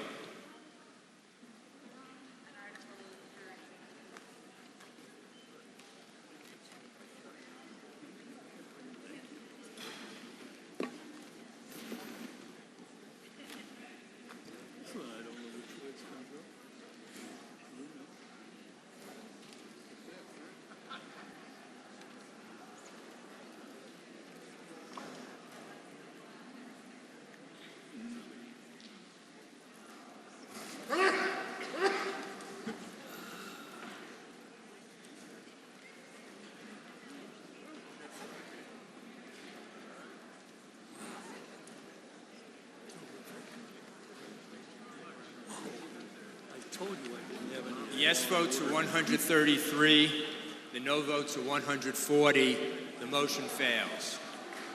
141, excuse me. Article 31, Selectman Byrd. I move that the town vote to accept the published reports as printed in the warrant and to dissolve this May 2015 town meeting. Second. Do the motion to accept them. Is you all right? Okay, the motion is to accept the reports and dissolve the meeting. Is a second. All in favor say aye. Aye. All opposed, no. The ayes have it. The motion passes. Thank you. Thank you, thank you. Brought this one.